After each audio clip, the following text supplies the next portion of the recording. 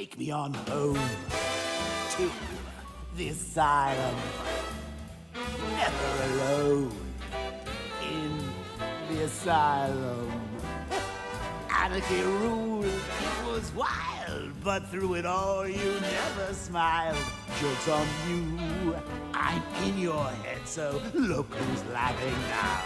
Remember in Arkham City, I killed your girl, so pretty. That was the night you let me die. But when I looked you in the eye, that's when I knew we'd be together. Look who's laughing now. I'm stuck in your head and I'm laughing. Ah, I fill you with dread and I can't stop laughing. Your parents are dead and I can't stop laughing. What else can I do? Now I'm part of you. I am the clown, prince of crime. And we've had a hell of a time. You're part of me, I'm part of you. And now there's nothing left to do. I just can't wait till I'm in control. Who'll be laughing then? I drove you round the bend and I'm laughing. I'm with you till the end and I can't stop laughing. I killed all your friends and I can't stop laughing. Oh yeah, I think I can taste your fear. Now that my time is near, I'm in your blood, I'm so alive. I only wish you'd let me drive.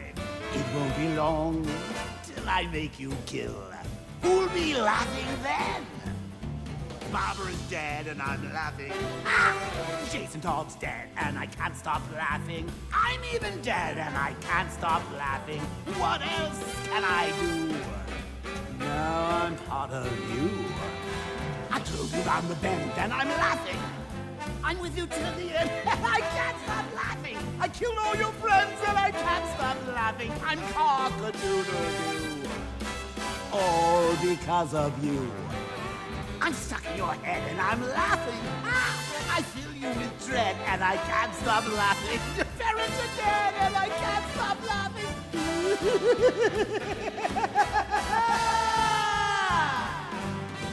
I'm stuck in your head and I'm laughing. I filled you with dread and I can't stop laughing. Your parents are dead and I can't stop laughing. What else can I do? Now I'm part of you.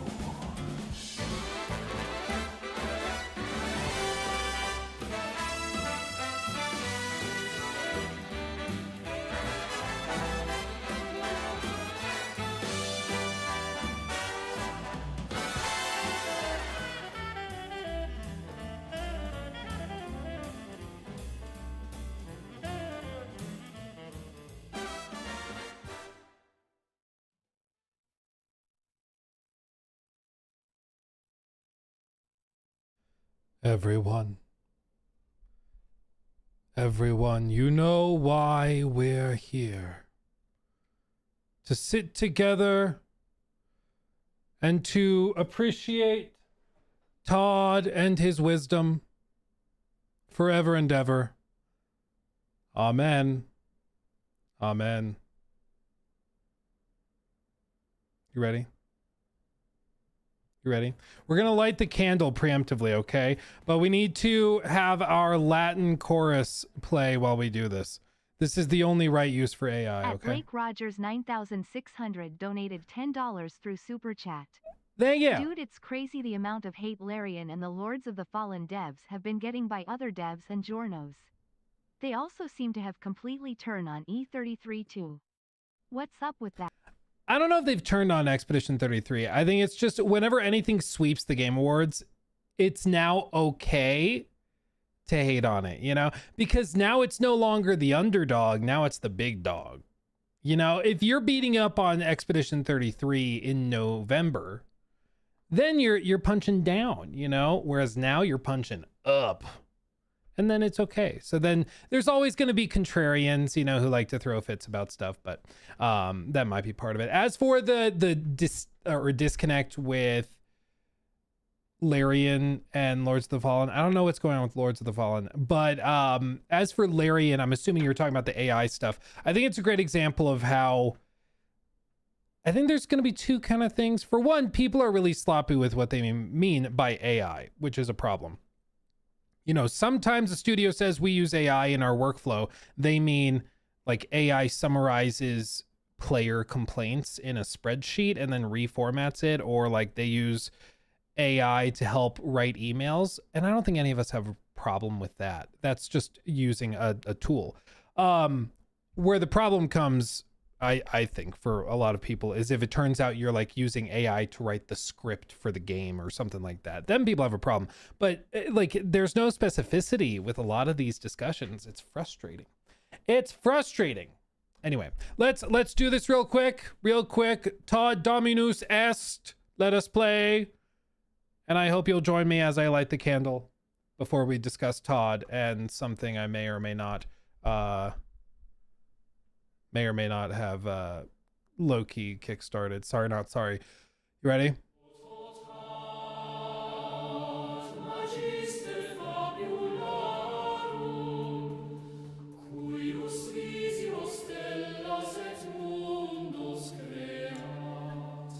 At Jeff Masticott 7186. Thank you.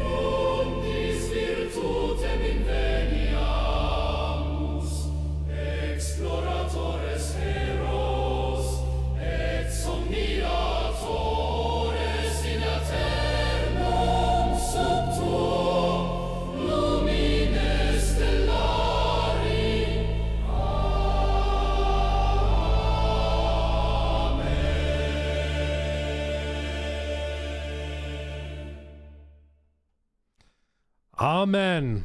Amen. You're definitely getting a restraining order from Todd one of these days.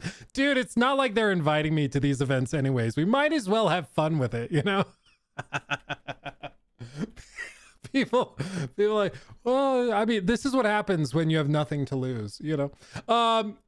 The translation, in case you were wondering, I originally had the full translation. Fun fact, in my high school, we didn't have secondary languages. We had Latin. Imagine that. Really, really useful.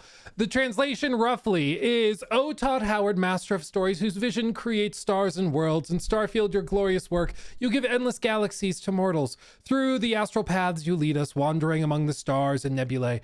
Bethesda, your holy temple, where narrative and freedom are united, grant us, we pray, celestial travelers, that we may find strength in your worlds, explorers, heroes, and dreamers, forever beneath your starlight.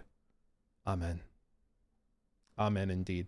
Today we are talking about many a thing, such a thing as that. And, you know, we've got some stuff where, spoiler alert, the industry's dying and everything sucks. So there's that. Not to like start off on a bummer note, but there's that. And secondly, I mean, more simply, it's just that people didn't spend a damn cent, a single red cent effectively during Black Friday, and the whole industry is panicking. Because if this isn't a bubble popping. I frankly don't know what is, but we'll talk about it. Not to mention that it looks like with some of the other stuff that's dropping, it looks like next year going into 2026 and going into 2027, no joke, like prices on a lot of consumer grade hardware is going to double realistically. Samsung just raised the price of their RAM options to effectively double what they were. At this point, $1,000 next gen console may actually be considered budget. And I'm not joking. That may actually end up being the cheaper option compared to like the standard console, which is like $1,200. Like that's what's happening right now. It's insane. It's insane.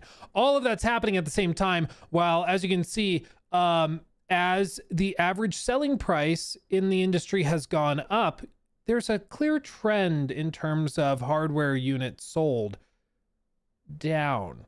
What do you think's going to happen when this skyrockets up next year and into 2027? Probably not great. Probably not great. So we'll talk about that. We'll get into that. But more importantly, I want to discuss what kind of kickstarted with Starfield and everything, because yeah, I was not the first one to talk about this, but apparently my tweets were the first that some people saw, which kind of kickstarted it. So we'll talk about it. Jez from Windows Central, who we've actually talked about and covered his writing before, he did a story and I shared with him some of the stuff that I had seen, which jived with what he had seen, and we'll talk about it. Basically, there is something afoot with Starfield, and we'll talk about it real quick. Thank you. Sorry, I'm so sorry, Jeff. Right as you sent the very, very generous $20 super chat, we began our prayer, and so I'm sorry I didn't immediately respond, but thank you truly, and may Todd shine his blessings of detail upon you. Found your channel this year and have binged a ton of the backlog. Here's hoping for 16 times the fun next year. May all the red flags at least be funny. Happy holidays. Happy holidays to you too. Indeed. Yes. And may Todd bless you and ensure it all just works. Indeed. John the Tank, thank you for the 5. You're definitely getting a restraining order from Todd one of these days. Yep. I don't think any of us would be surprised. I'm keeping an eye on my mailbox. F87, thank you for the 5. I just bought Divinity Original Sin 2 because of your recommendation. I really hope it's as good as you say. Happy holidays. Ooh, no pressure. No, it is.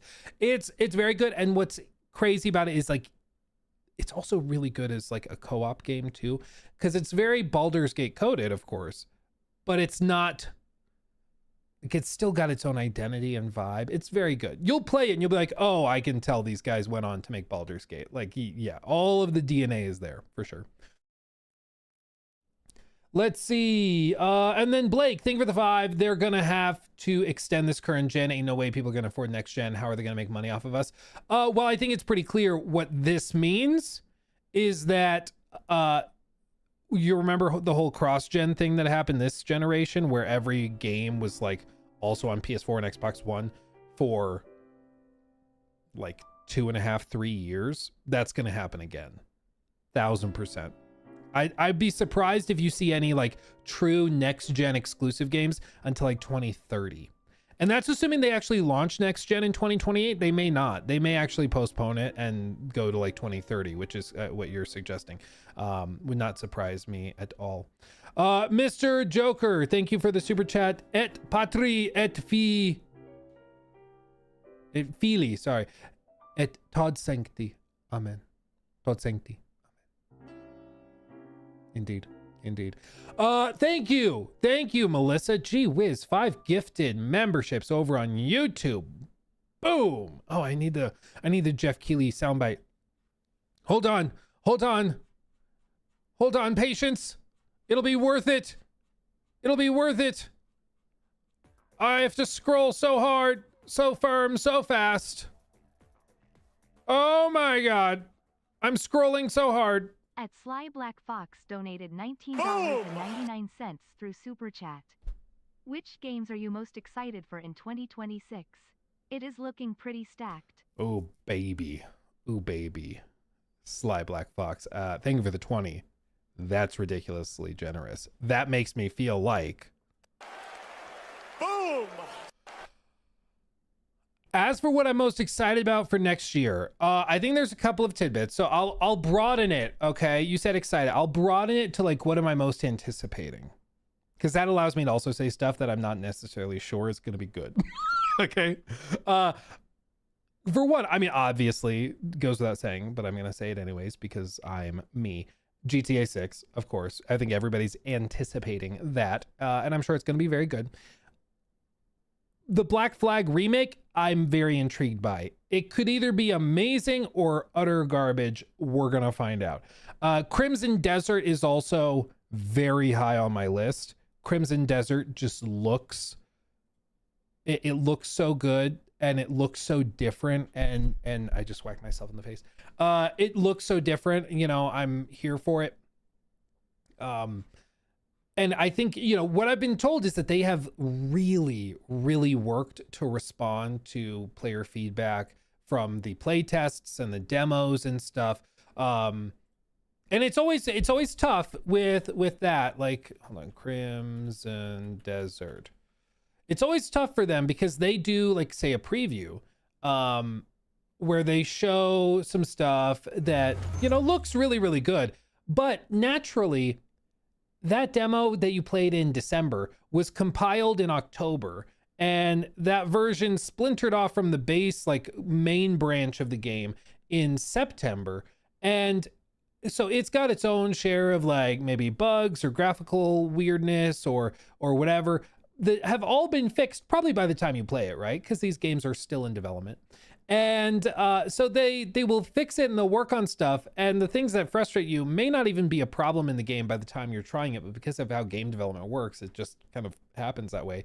But realistically, I think like the primary concerns people have raised about the game have been that it looks too good to be true, but people have been allowed to play it and it just is this. Like, it actually is this. I've played it and it is this. It's crazy, but that's what it is. People have had concerns over like performance and stuff, which I think is always a fair concern in the industry nowadays, but they've shown like steady improvements and optimizations. Like, every time we see it, it looks better and better and better. Of course, you know, we'll see when the game launches what the performance targets are, but you know, I think that one's fair, certainly. And then the other one people have brought up are controls, and it seems like this is mainly because people are jumping into the late game without having ever played the game before, and then they're trying to figure out the control scheme, which is jarring. But the comparison I've used is like, you know, Ghost of Tsushima, you have the stance changes. And in Ghost of Tsushima, if you play the Iki Island DLC, and you've never touched Ghost of Tsushima before, you've never used the controller before, it's going to be really freaking clunky. You're like, what do you mean I have to swap stances? What do you mean I have to juggle stances within one enemy archetype? What do you mean? What? But when you played from the beginning, it's muscle memory and you just kind of do it. You don't even really have to think about it because it's muscle memory. You played from the beginning of the game and it's just something you learned how to do. So while I think it's fair for people to say, yeah, it feels clunky the first time you pick up the controller halfway through the game. That's true, but it's true for pretty much every game that you could possibly play. So I don't find that to be a particularly novel or interesting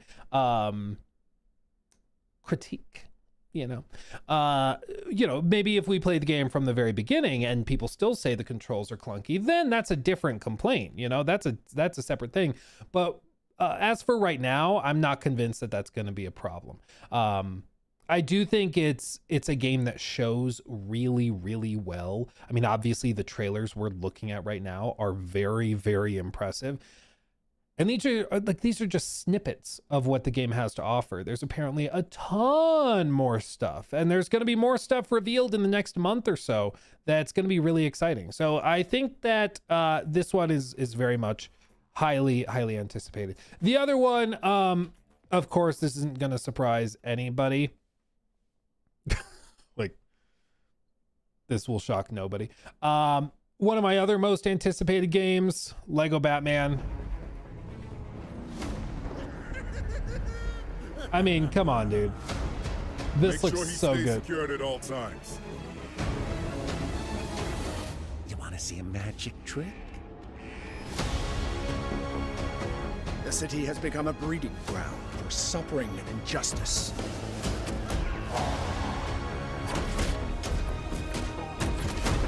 It must be destroyed.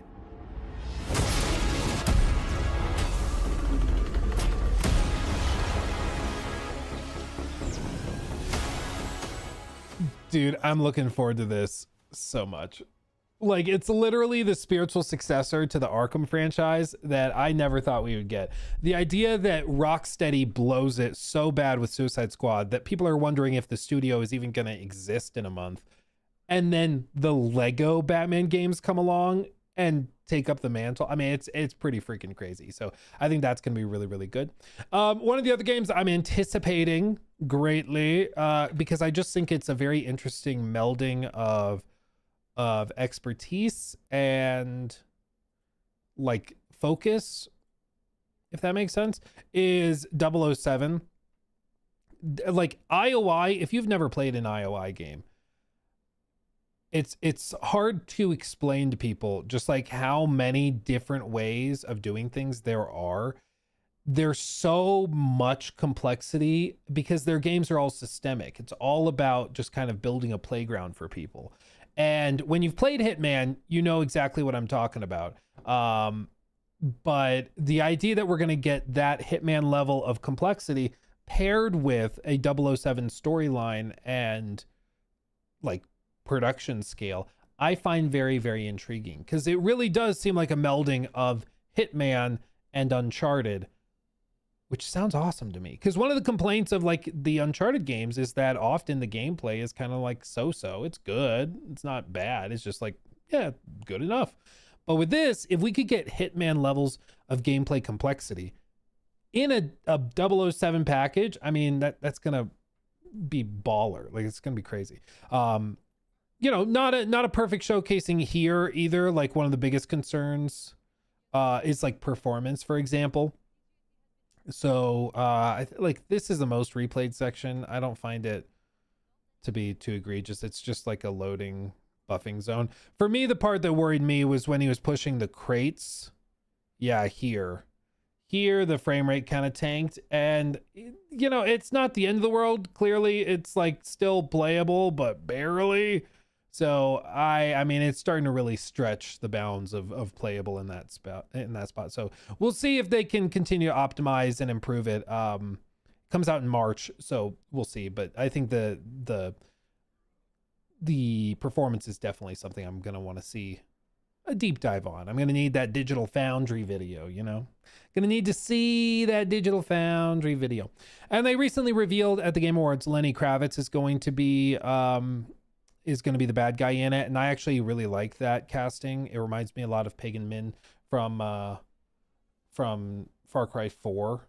He just has that vibe of like suave, cutthroat at the same time. Like I think it works. Beyond that, as for other ones, of course, Dawn Walker also, if that ends up coming out next year, would be awesome. I'm optimistic, but you know, I think this is one that could easily get delayed, and I wouldn't throw a fit about it. I mean, I'd be like, okay, fair enough. Yeah, delay it. Take as much time as you need. But this one allegedly is going to come, and you know, if they can hit the date, that would be awesome because it's coming from former Witcher devs.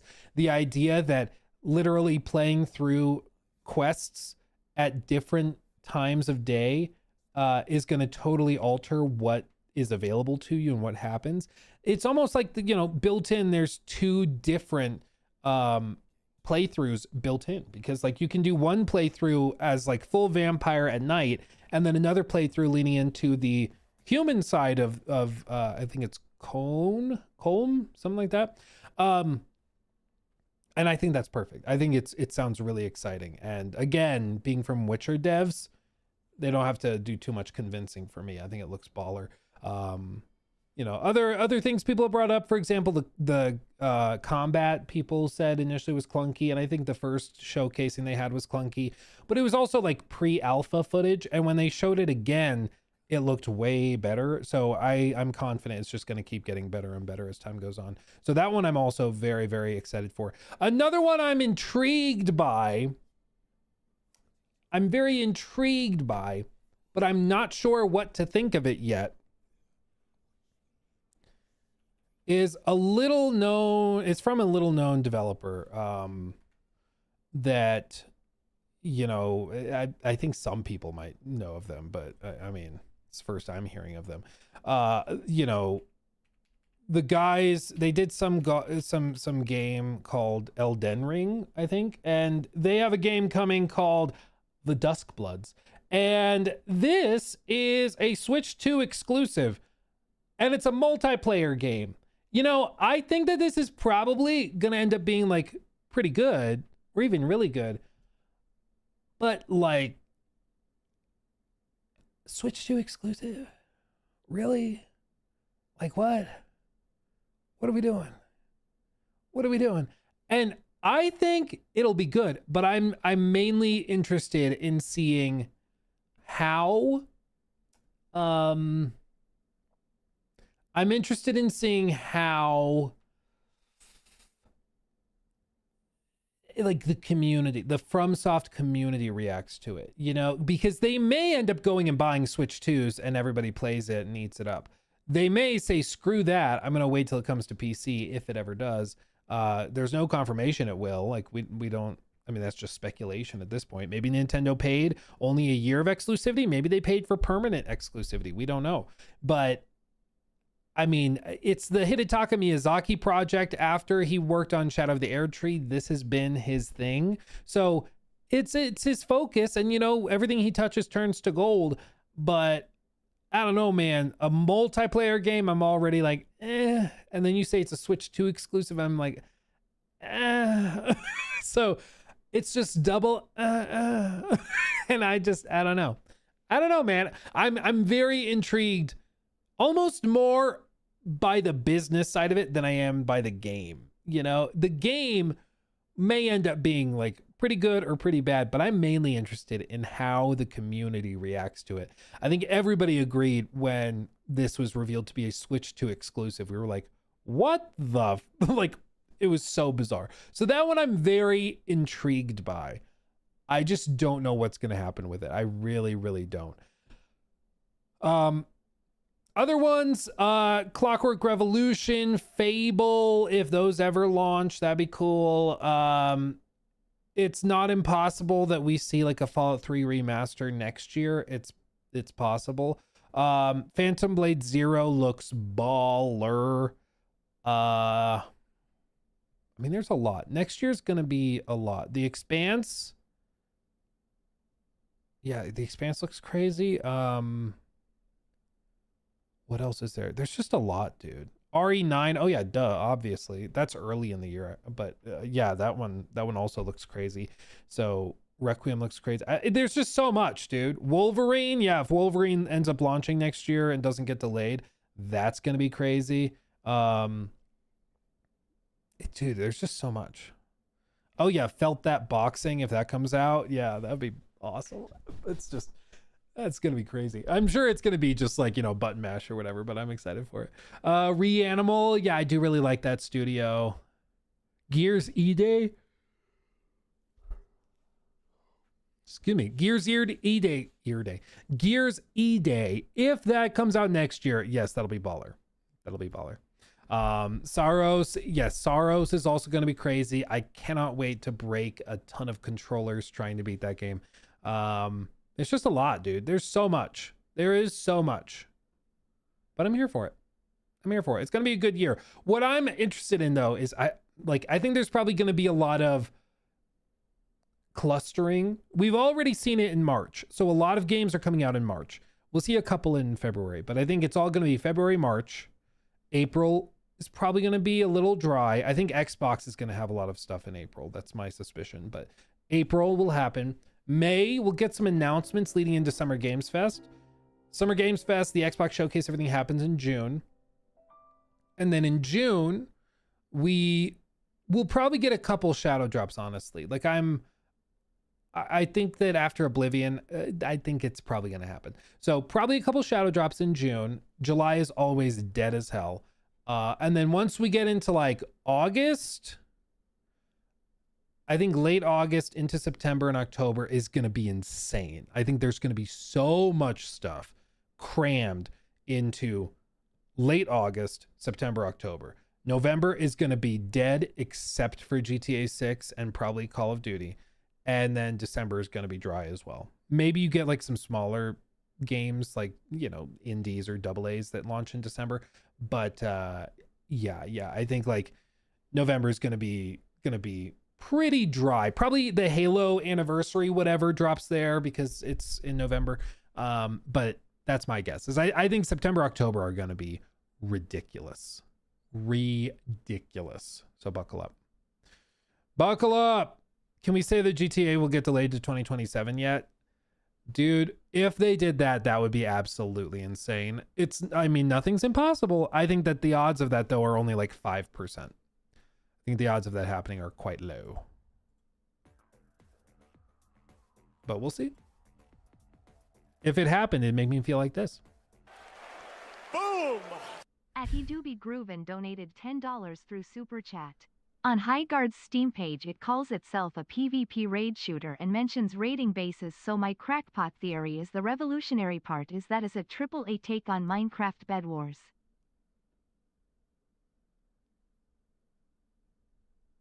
Huh. Wouldn't that be funny if the revolutionary part they just never explained at all? What a bizarre thing. At Letchit M with J donated $19.99. The trailer doesn't through even Super pop Chat. up, dude. Happy holidays, man. Wish me luck. Starting my YouTube channel after a break for health stuff. Can you talk about the dev showcase and if Xbox has everything DOP next year it will be almost 2 months. Clockwork can take time. I see what you did there. Well, first of all, thank you for the 20. That's very generous. And hopefully your health stuff has sorted out. Hopefully you're doing well. As for the dev showcase, we'll talk about it a little bit in a second when we talk about the Starfield stuff that's going on. But I think realistically they will have maybe like 4 or 5 big things, and those will, I think, like I said, probably April is going to be a pretty intense time for them, kind of like it was this year. At SunGod Jaren donated $10 through Super Chat. Hey Luke, first super. Been a fan since you saved me from Starfield. With the recent Sucker Punch news, I see the Yote discourse again and it still feels like the criticism was never about the game.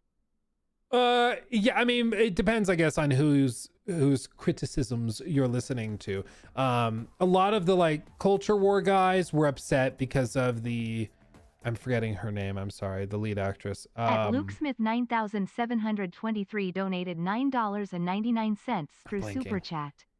Poop smiley face. Poop. We got a smiley face today. Thank you, Luke. But as for that discourse, there were kind of 2 angles to it. For me, I was just like, yeah, Yote's good.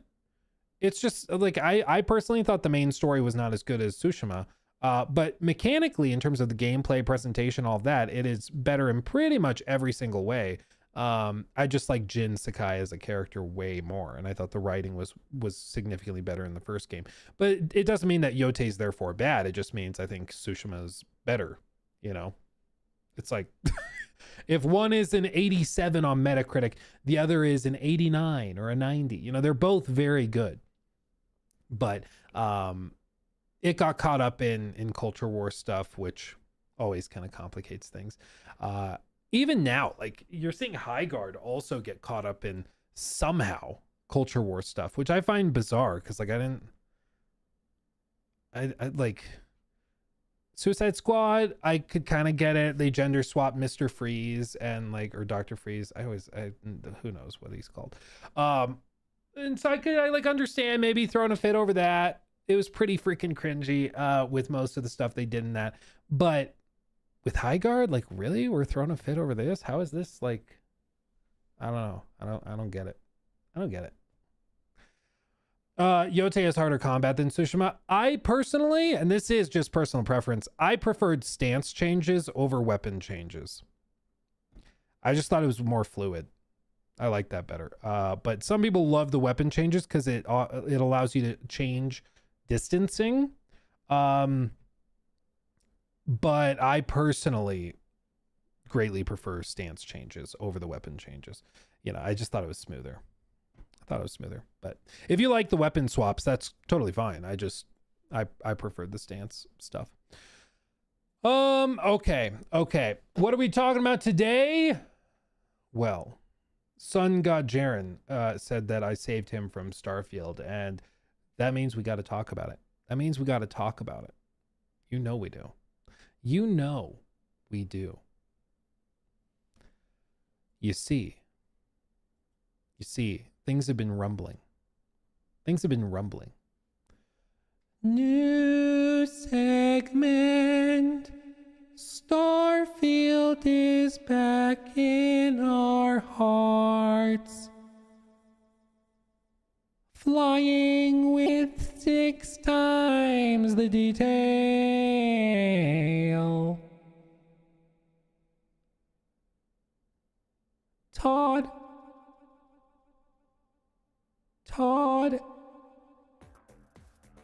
Todd will save us.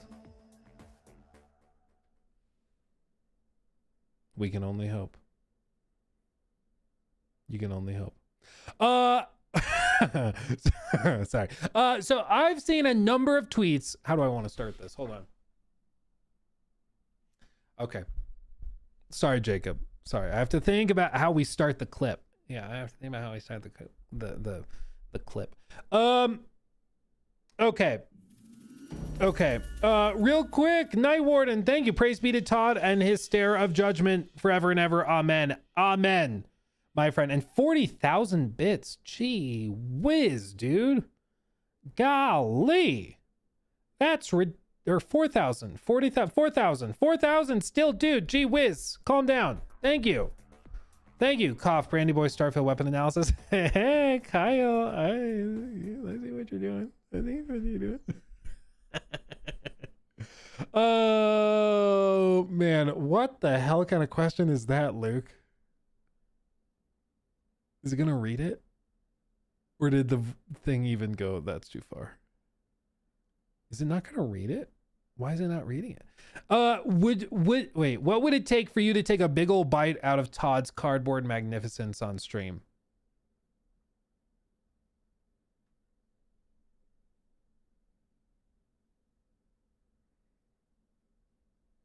More. Okay. Well, everybody, it is a day ending in the letter Y, which means we have to talk about Starfield again. Of course, Todd is with us. He is chilling with us. We have his candle lit. And the reason we're talking about it is actually legitimate. There is something that's happened. There is something that has happened. And it all started with a couple of little things I saw.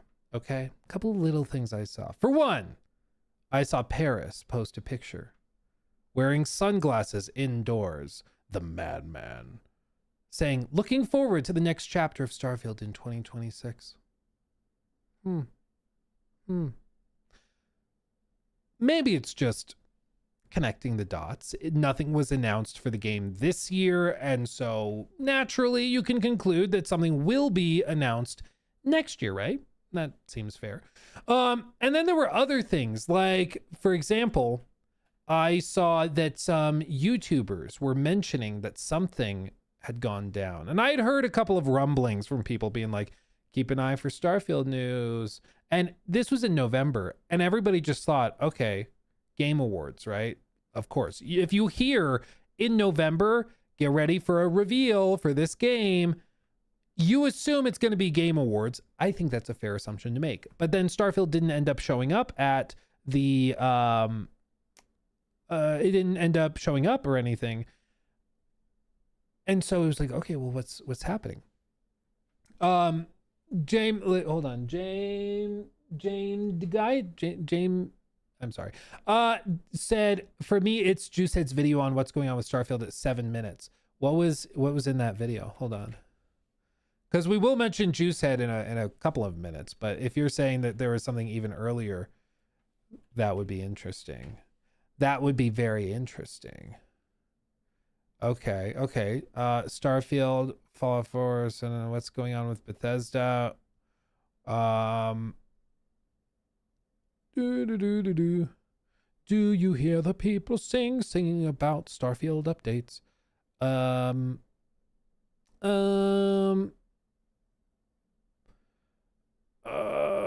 I don't see. I'm gonna have to search for it specifically.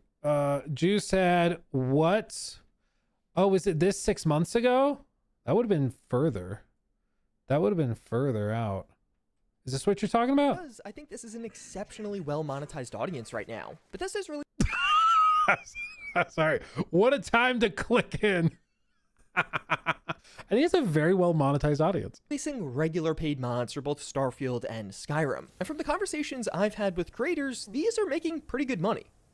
Which means quite a few people are buying these, and new choices are available to purchase just about every month. The big new option is, of course, watch. Okay, I'm guessing it's what's going on with Bethesda. Okay.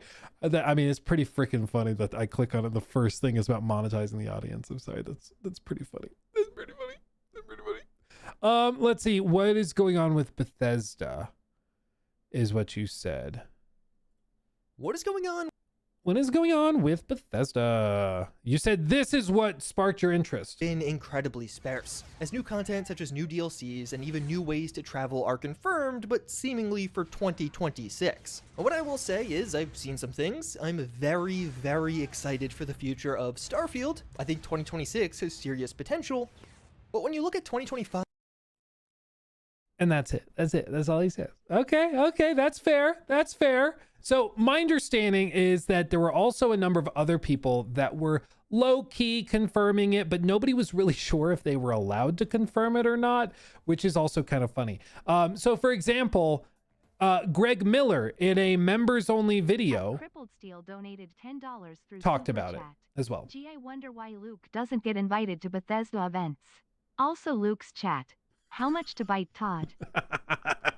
Exactly. Well, it's funny because like this is what's hilarious about it. If they're like, hey, Luke kind of is pretty hardcore and unforgiving when it comes to how we do things.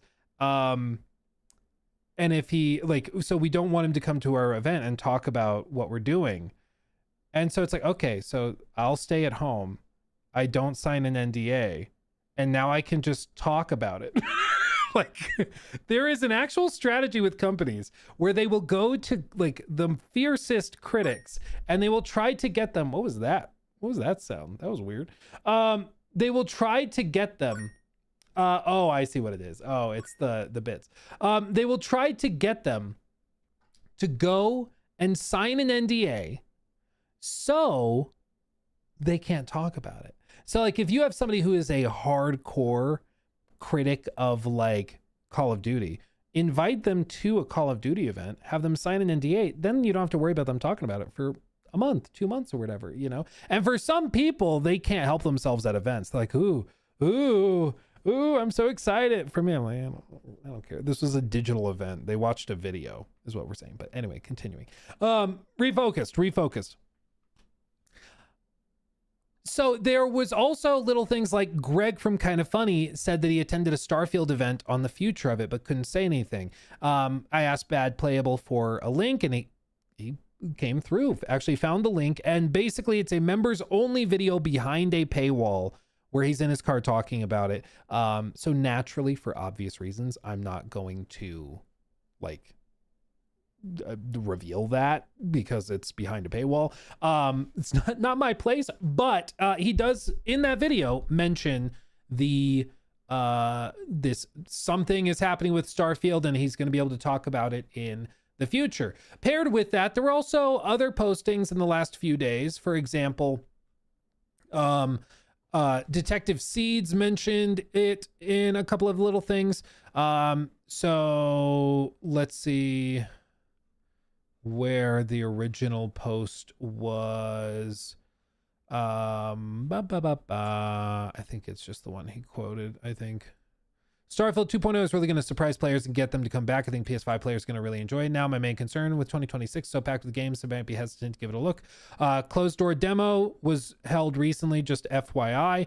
And so when I saw this stuff, I started reaching out to people and talking. I'm like, maybe this is unrelated, but it seems clear that something was going on, specifically with Bethesda, like friendly individuals, was how it was starting to appear. I spoke to a couple of people that I have in my Rolodex, and what appears to have happened, not appears, what happened is that in November, there was an event held. This event was a digital event. Okay. And I'm not like breaking any crazy news. Like I said, people like Greg have openly been talking about it for weeks and weeks. Okay. So I did not attend the event. Shocker. But I talked to people who both attended the event and helped put it on. And here's the deal. There was a presentation showcasing the future of Starfield and what they aim to do with it, with this next big overhaul update and with the second expansion. The people who were invited were what they called, it was described to me as like Bethesda partnered creators, or, you know, people close with Bethesda. And I think that has two angles to it. So it's press and media that have previously had close connections with BGS. And then also like literal creators. So like the modders, the paid modder crew, the guys that make creations, they were also invited to the call so that they could see what's going on and have an idea to start brainstorming what they could do. So with that, I mean, like also YouTube channels that are dedicated to Starfield, and like X accounts that are dedicated to Starfield were invited to see it. And it's pretty clear they're trying to re-energize the fan base. And I think that this is an important thing to understand. Their goal was not to invite critics and convince them that they had fixed their concerns and frustrations and that they would now love the game. Their goal was to re-energize the people who already kind of liked Starfield. And I think that's an important framing. What they were shown, and it'll be important when I describe all of this later.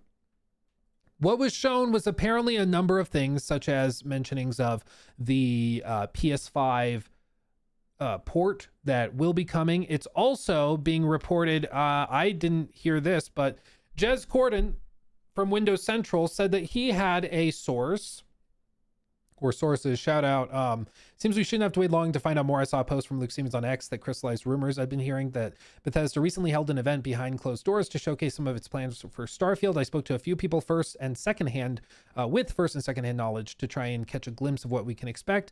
And we'll talk about this stuff in just a second. But interestingly, he mentioned that they will also have a Switch 2 version of Starfield coming. So not just PS5, also Switch 2.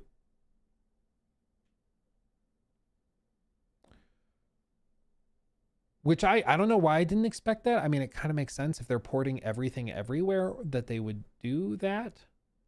But apparently they're going to try to bring it to Switch 2 if Jez's source is to be believed. Now here's what's interesting about all this. So what appears to have been overhauled is that they're doing a couple of little engine tweaks and improvements to some of which have been data mined and leaked.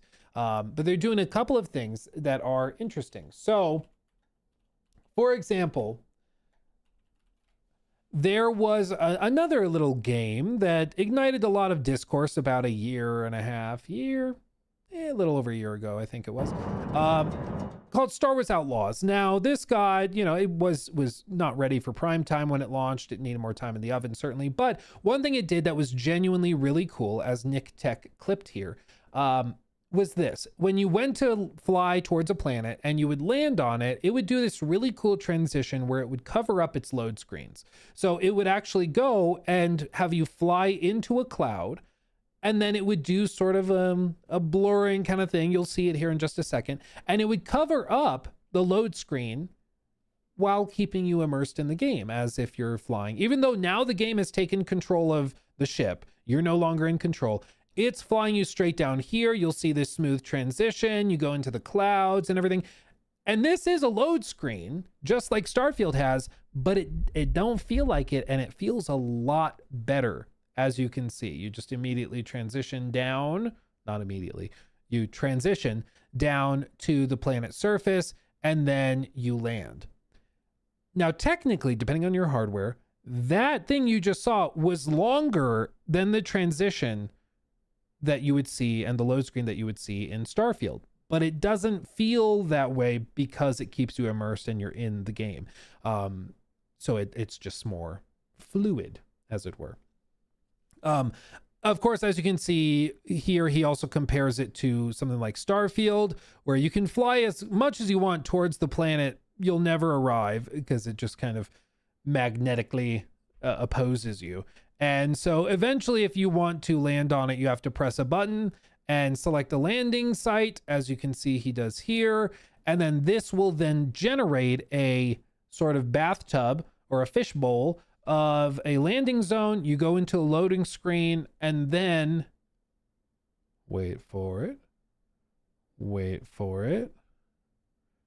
You land, and it's in a procedurally generated tile, which is basically 1 pixel on the planet is 1 tile.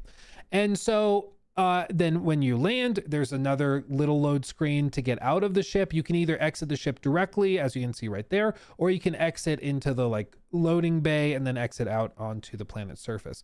But it doesn't feel that good, especially when you compare it to something like No Man's Sky, which can do it fully seamlessly, as you can see here, where there's no load screens either which way, either to get out of the ship or to arrive at the planet's surface. It just works. All of this just works, you know? So what they're doing is apparently much closer to Star Wars Outlaws than it is No Man's Sky. No Man's Sky, it's fully seamless. You can go straight from space into a planet's atmosphere, down onto the planet's surface, then out back into space, then to another planet, so on and so forth. In the update to the Creation Engine, what will basically be happening is this. There will be load screens still because it's the Creation Engine, but they will cover it up with animated, whatever you would call sleight of hand. You know, they're going to do some stuff to make it feel like you're not just sitting in a load screen. Even though you technically are, it won't feel that way. It's the same reason why games like God of War famously do the like shimmy between the boulders thing when you're loading between zones. There's a reason they don't just have a load screen there. They keep you in the game shimmying between a rock because it's more immersive and people like it more. So with all of this, I think it's important to understand that what they're doing will make Starfield better, because now the load screens will be covered up and kind of hidden. And I think that will feel a lot better to play, but it's still Starfield, you know? And this is the thing that will come up as we discuss the rest of this. It will be better Starfield. It will still be Starfield, okay? Like the procedurally generated landing zones will still work the same way. My understanding is that when you want to land on a planet's surface, instead of now opening a menu, selecting the tile, you then go there, fast travel, all that. What will effectively happen is that you will be able to like select the landing zone, and then the ship will sort of take control of itself, just like with Star Wars Outlaws. And then you'll go down to the planet's surface with that load screen covered up. It will feel better to play, but it's still Starfield, okay? Like they didn't magically make No Man's Sky, okay? And that's important to understand, because I think it's why they've chosen to showcase this in the way that they have, and to both talk and not talk about it the way that they have. Their goal is not necessarily to convince the critics who didn't like Starfield, because frankly, like it's still Starfield. It's just better Starfield. So their goal instead is to get the people who liked the base game and liked what they had, and just get them excited again with some stuff to make it better, and get them to come back in for more paid mods and everything. There's a reason they invited modders to this event who are going to sell paid mods, basically a bunch of little microtransactions. There's a reason. It's because they make a lot of money on them. So their goal is not necessarily to win maybe people like you and me back to the game. Their goal is to get the people who already put 200 hours into the game to come back, play another 100 hours, and buy some creations while they're at it. Now, as for other stuff, you can see Jez kind of wrote up everything that he heard from his individual sources. So, as I mentioned, it'll break free of its load screen heavy spaceflight systems. The other thing that they've added is what's called a cruise mode. He'll mention that. Spaceflight will now feel more freeform and continuous if the rumors are accurate, and various other systems pertaining to space travel and exploration will be improved as well. It's apparently the creation engine has reportedly undergone some large technical improvements to facilitate how some of these types of systems that will also carry or improvements to facilitate some of these systems that will carry forward to future games as well. He also clarifies it's not going to be using Unreal Engine for the update because of course it won't. It's still on Creation Engine. Now, what is cruise mode? Well, cruise mode, my friends, is very interesting. Cruise mode is bizarre. We don't know a lot about it, but we know a couple of things because very talented data miners have done some digging. Okay, they've done a lot of digging actually, and they found some stuff. So let me see if I can find it. Starfield cruise mode. Okay, is this it? Oh no, deleted by user. No, they got him. Todd, why? Okay, I found another posting about it. So this was 4 months ago. Credit to XTC Refugee, looking through thousands of lines of code and based on their findings. Looks like Bethesda dev team is working on proper space travel in future coming updates. Basically what he found was this. There is code that's been added to the game and was subsequently stripped out when they realized people could see it. But they had this code in the game. And basically what it mentions is little things here pertaining to cruise. As you can see, on-ship cruise arrival. Or this one. These little mentionings and tidbits. As you can see, on-ship cruise arrival. Triggered when a ship arrives in cruise mode. Is ship cruise enabled? Disables players' ability to cruise in a spaceship. Enables and disables cruise mode dependency. Set cruise mode requires far travel. Returns whether cruise mode is enabled on this probably ship or device or whatever. Is cruise mode enabled? Returns whether cruise mode is dependent. Cruise mode requires far. There's all of these little references to it. Okay. Space cruise event triggered when a spaceship arrives in cruise mode. All of these. Now, what this appears to be, as you can see, a clarification. This is for space travel, not seamless space to surface travel. What this appears to be is that they will now effectively allow you to travel within star system or not within a star system. That's what it's at least speculated to be based on the data mined code and stuff like that. Do you remember at launch? Was it the moon?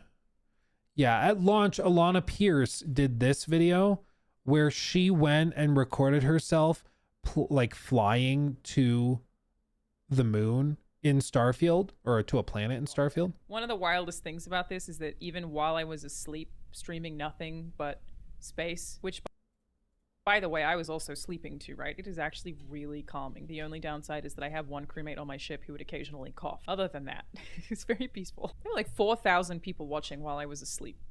Nuts. So, when we actually got to... I don't think I could pull 4,000 to watch me sleep. I'm going to be real. I don't think I could pull 4,000. Depending on which way it is facing the sun, which again, designed for you to be this close. How you feel about it? Oh, it was Pluto, not the moon. It's close. The whole orbit thing, very, very, very cool. However, it's extremely low res. You are definitely not supposed to be this close. I mean, why would anyone do this in this game anyway? It's insane. And there are a lot of people who have different opinions about like, oh, what it's realistic. What did you expect from space travel versus like it's a video game, so you should be able to travel and it should be fun. I think I'm in the camp of people of like the point of this game, especially now that I've played a lot more of it, is that it's an RPG and it's about talking to people. It's not really a space exploration game, and that's okay. But how you feel about that is how you feel about that. Basically, she flew there and it took 7 hours to arrive. It's possible, but like, would anybody do it? Like, I'm pretty sure Alana is the only person I know that did it because she's crazy.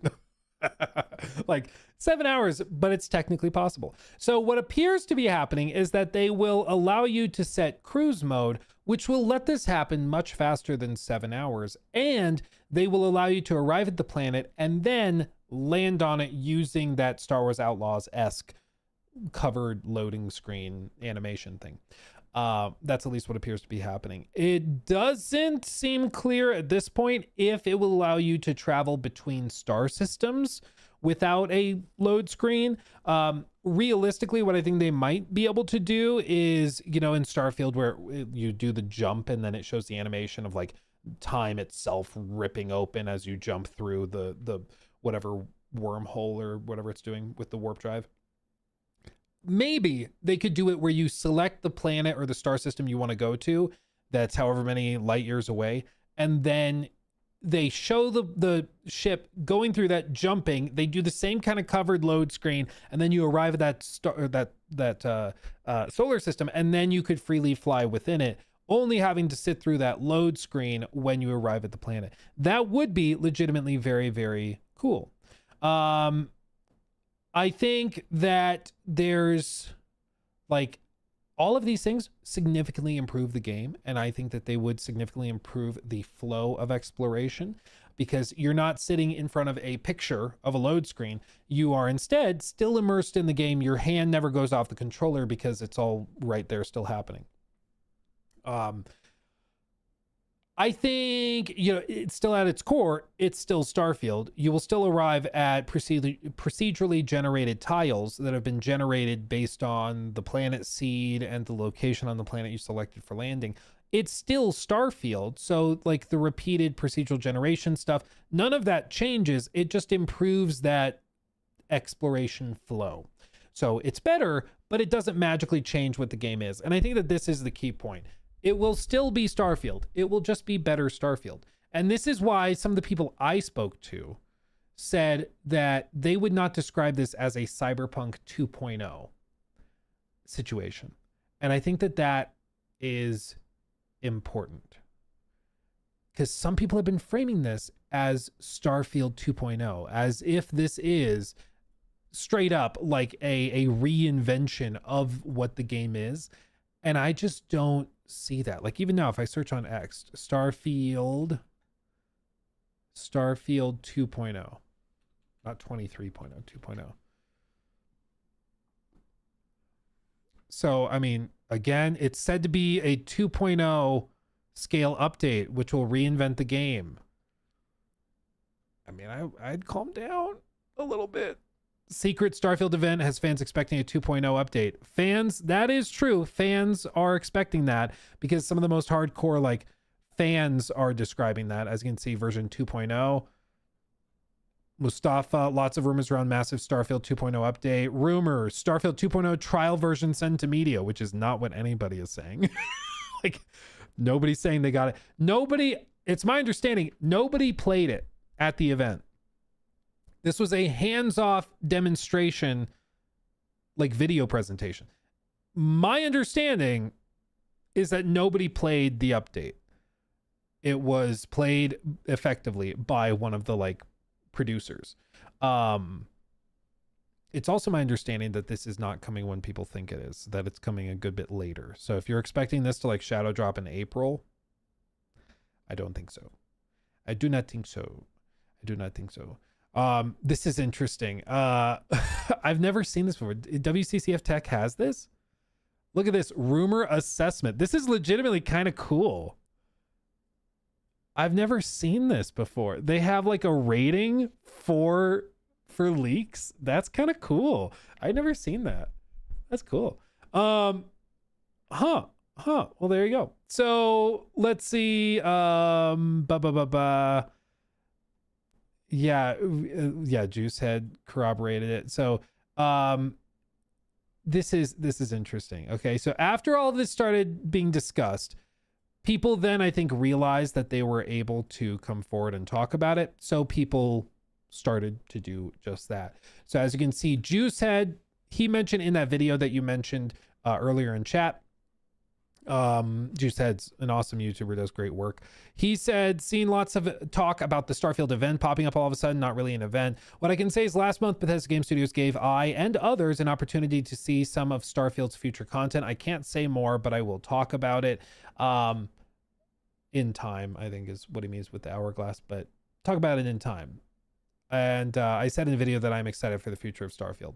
So again, people who had a good time with Starfield are optimistic about it. Another person that they invited, no doubt, I think was Paris. I think that's why Paris was here. Paris has a long history of covering Xbox stuff, especially was on the interview panel for when Todd Howard went on Kind of Funny Games like 2-3 years ago. So I'm sure is familiar with Todd. Where's the other one? I had another one pulled up. Crap, did I close it? There was another guy. Oh, here it is. Jay, who this account focuses on Starfield and other sci-fi RPGs. So this is, does he have a YouTube account or is it? I think he literally just on X just like posts screenshots and like discusses things that he likes about Starfield. I think that he's a Starfield fan account basically. But Jay said, I wanted to verify the terms of the embargo before saying anything, but full disclosure, I can confirm that I received an early look from Bethesda Game Studios at what's coming to Starfield. I will be able to share more information in the future, but for now, that's all. On a personal note, I am stoked. Which also, low-key, hate to be that guy.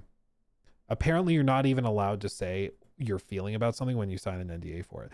Okay, we saw this with like a lot of people who saw like AC Shadows early and they were still under embargo and they're like, yeah, really excited. Talk about it soon. I think it's awesome. Talk about it soon. It's like, bro, that's also kind of breaking NDA. You can't say anything about it, but whatever. So they've invited a number of people, like fan accounts, YouTubers, and modders to this event. And I think that that was a very tactical choice because, again, I do not think the goal of this is to win back people or rather win over people that previously found the game underwhelming, because it's probably not going to do that as an update. Rather, their goal is to get people back in and to win back people that did play Starfield. And like I said earlier, put 100 or 200 hours in. And their goal is to get those people to come back and spend another 100 hours or 200 hours. Okay? So this event was essentially just a Starfield echo chamber. I mean, kind of like some of the people that were there are like certainly fans and like fanboys or whatever you want to say. Some of the people there certainly are very level-headed and can think for themselves. They just are like friendly, I guess, with BGS. But I think that it's important to understand the angle that they are demonstrating they have taken. It is not to win over people who didn't like Starfield. It is to win back people who already liked it.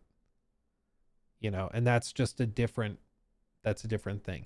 Juicehead's criticized Bethesda. It's kind of been hard not to in recent memory. But I still think that I think even Juicehead would say that he covers a lot of Bethesda stuff. His channel is focused a lot on Bethesda stuff. And so, you know, he's close with the studio. He's done a lot of stuff with the studio. But it is just very interesting to see the tactics that they are taking. But that's that's where we are, my friends. That's where we are. You can see again that there's other reporting. People have started to pick up the story and corroborate it with their sources who have discussed it. And yeah, you can see that it's, as it stands, there's going to be another expansion in 2026, and rumblings are that the game will be coming to PS5 and Switch 2 or around that time. In keeping with Xbox's new, sure, let's put our exclusives everywhere, eventually philosophy of game releases. It's also funny, I was described as an insider. Like, no, I would not call myself an insider, but I can understand why he put it that way. Let's see. Windows Central's Jez Corden said he's heard about other upgrades.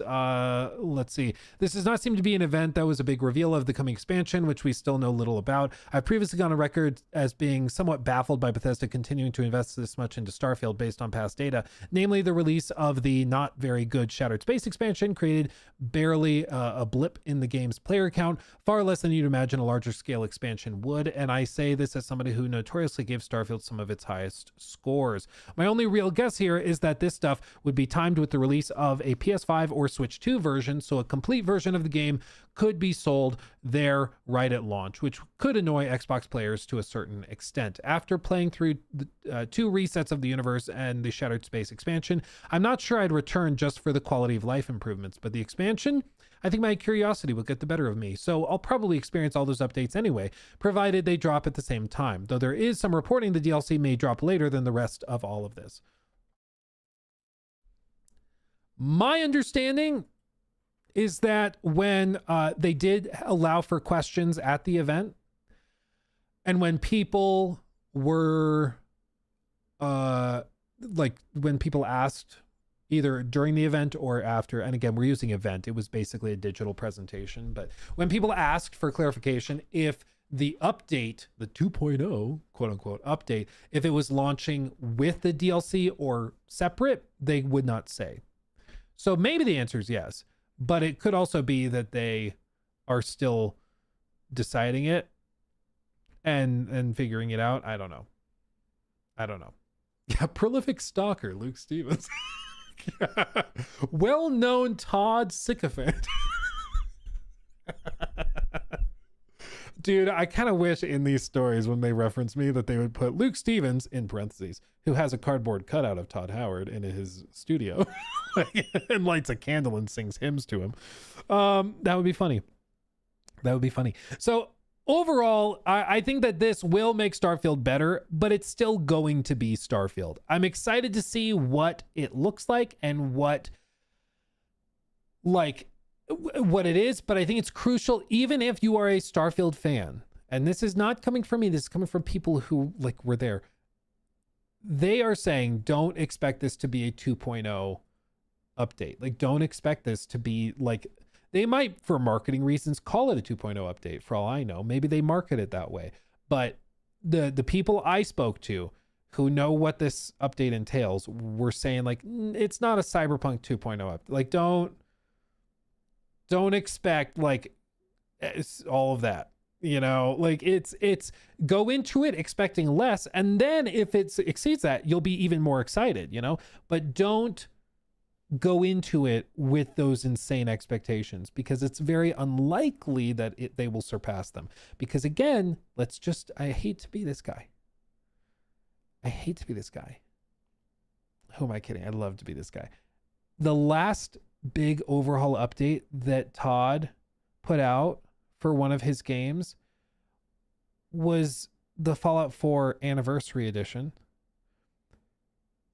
which was an attempt to fix bugs that they introduced to Fallout 4 a year and a half earlier, and it took them a year and a half to fix it. They broke so much stuff in that next gen update for Fallout 4, it's taken them years to improve it. Years. That's madness. Fallout 4 on PC is still unplayable. They didn't fix some of the biggest things. If you play it above 60 frames a second, all of the animations and physics in the game break. AI, pathing, and everything breaks. The game is literally unplayable on modern PCs because it's a 10-year-old game. It will run above 60 frames. You have to manually like throttle the game to 60 frames, otherwise it breaks. It's crazy. It's crazy. This is a game that's made millions upon millions upon millions of dollars, by the way. So hundreds of millions of dollars, frankly. So overall, I just, maybe this update does wow us, but let's also just remember that every time they've tried to do something that wows us, even if it looks good in trailers, it ends up breaking 1,500 other things. So I will be cautiously optimistic, and I'm sure we'll try it when it comes at some point next year. But I think it's best to go into this with lowered expectations. I think that's the key. Go into it with lower expectations. Now, when do we see this? I think it's likely that we see this showcased in January at the Xbox event showcase thing. I was trying to think, why would they do this event in November? And it seems like mainly the event took place in November so that modders could start working on stuff. And that's the goal, is to get those modders to start creating stuff utilizing these updates. My guess is they'll have stuff like custom like load screen cover up animations. So like if you want to transition through planet surfaces with like sparks flying off your ship, that's a mod, for $3 or whatever. But I think that's why they showed it so early. If it's showcased in January, you would think that means it's coming very soon after that. I'm not sure that is happening. I think it may be coming a little bit later, but we will see. Starfield price on PS5? Well, you heard that it makes sense. Why? Think about it. Not from your point of view. Think of it from Todd's point of view, okay? Starfield is 2 years old. Next year it'll be 3. 3 years old. How crazy is that? Time flies. Time flies when you're not having fun on a moon. And they don't want to, they've done a lot of work. They don't want to sell this for $60. Oh, can you imagine? So what if they had, say, 2 expansions? They can bundle it. Call it a complete edition. They throw in some mod packs, just like they did recently with another game that was very old, much older, that they still charged full price for. You know what they did? They bundled in what they called, where'd it go? They bundled in all sorts of paid mods and little bitty things. Yeah, Creations Bundle. Yeah, that's about right. They bundled all of these in, and it's just a bunch of paid mods. Just a bunch of effectively microtransactions that are bundled in. Yeah, the fact that this was actually put into the public for purchase is shameful. The game will not start and it's completely broken. My 10-year-old game. I left the game on for hours just to see if it would even work. I left it on while asleep just to give it a chance. 13 hours later of initializing and it still wasn't done. You physically cannot play this game if you buy this pack. DLC refuses to install. It's a joke. I paid for it and it never downloaded. Doesn't work. Broken AF. Fix it, you jerks. Like there's not. Oh, there's one. There's one positive review. And dude, he's like a modder and he's explaining to BGS how to fix it. That's crazy. That's wild. So I think what they're going to do is Todd is going to bundle the 2 expansions and a Creations bundle all together. And he's going to sell it for like $70 on PlayStation and Switch 2. Yeah. It says ignore the thumbs up and don't buy. Oh, really? I would not have previously believed it possible. Bethesda's players forgive way too much. I know I have. Ignore the thumb up and don't buy this. Okay, so even the positive review is not positive. Dude, that's freaking hilarious. So forgive me for being skeptical. Forgive me. I'm terribly sorry. But let's be real, they've not done a whole lot to instill confidence at this point. Okay? They just haven't. They haven't. So I'm going to remain skeptical, as I encourage all of you to as well. And we will keep an eye on it. I have a feeling we won't be talking about Starfield for like another month or so, but when we do, should have a lot to say. Okay? Should be fun. Should be fun.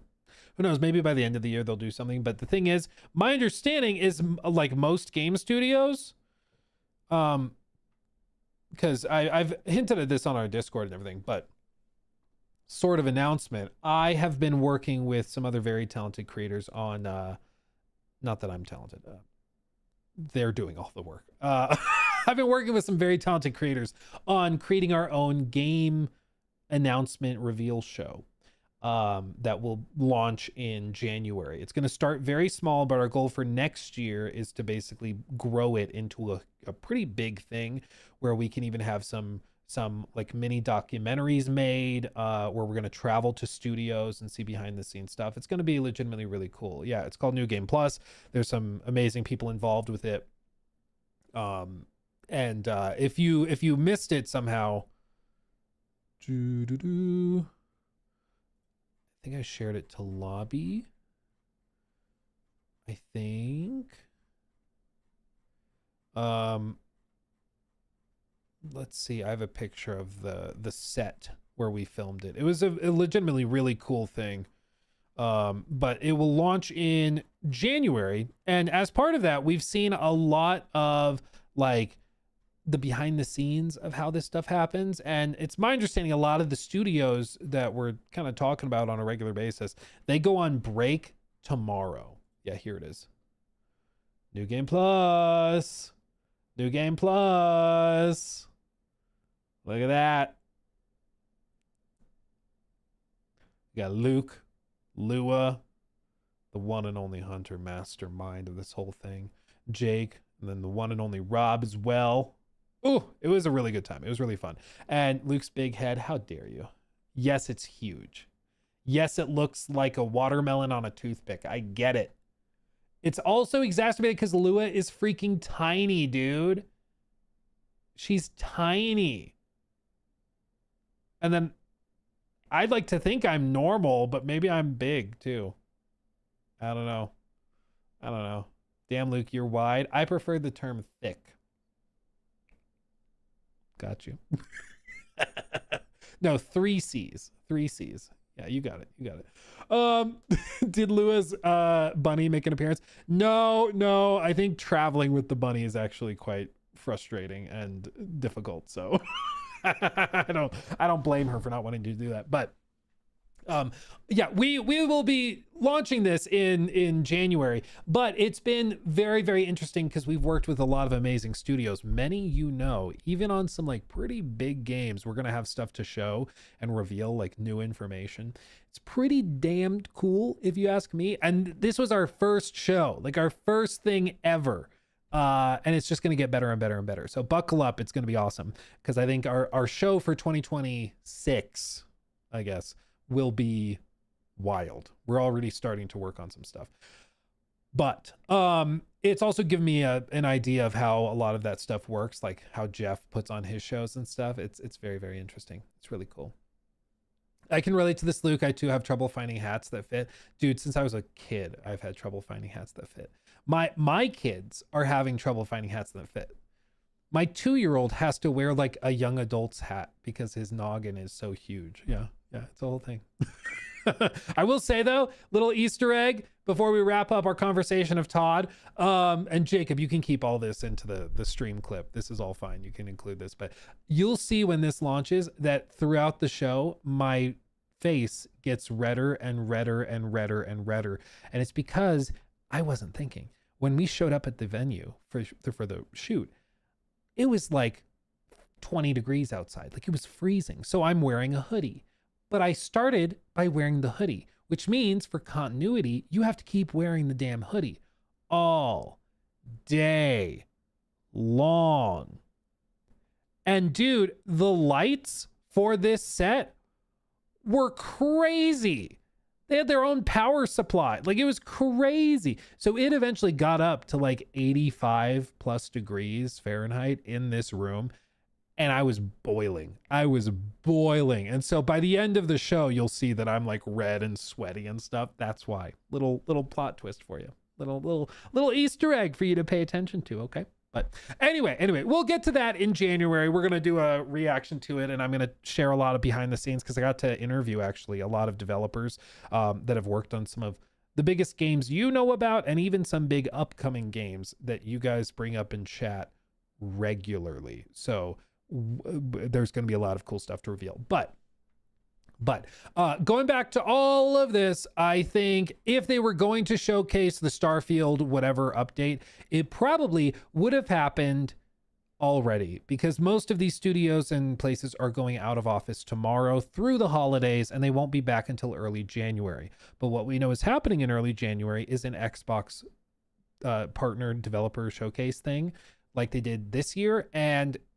it makes sense if they're going to do this big reveal that they reveal it at that showcase in early January, and they've given modders and content creators like a month and a half, 2 months to make stuff to prepare for it. So that's my guess. Maybe after, now that this has kind of gotten out and people have spoken about it pretty openly, maybe Todd will make the call and they'll expedite it and share it sooner, but I'm guessing it's going to be at that Xbox partner showcase. So buckle up. Why is your hair square? Learn from the best. Learn from the best, baby. One does not control the hair on one's head. One simply gets out of its way, and it does what it wants. Minecraft cut. That's awesome, dude. That's awesome. A Minecraft cut. That's freaking hilarious. Oh my God, that's funny. Okay. Sorry. Oh, that took me off guard.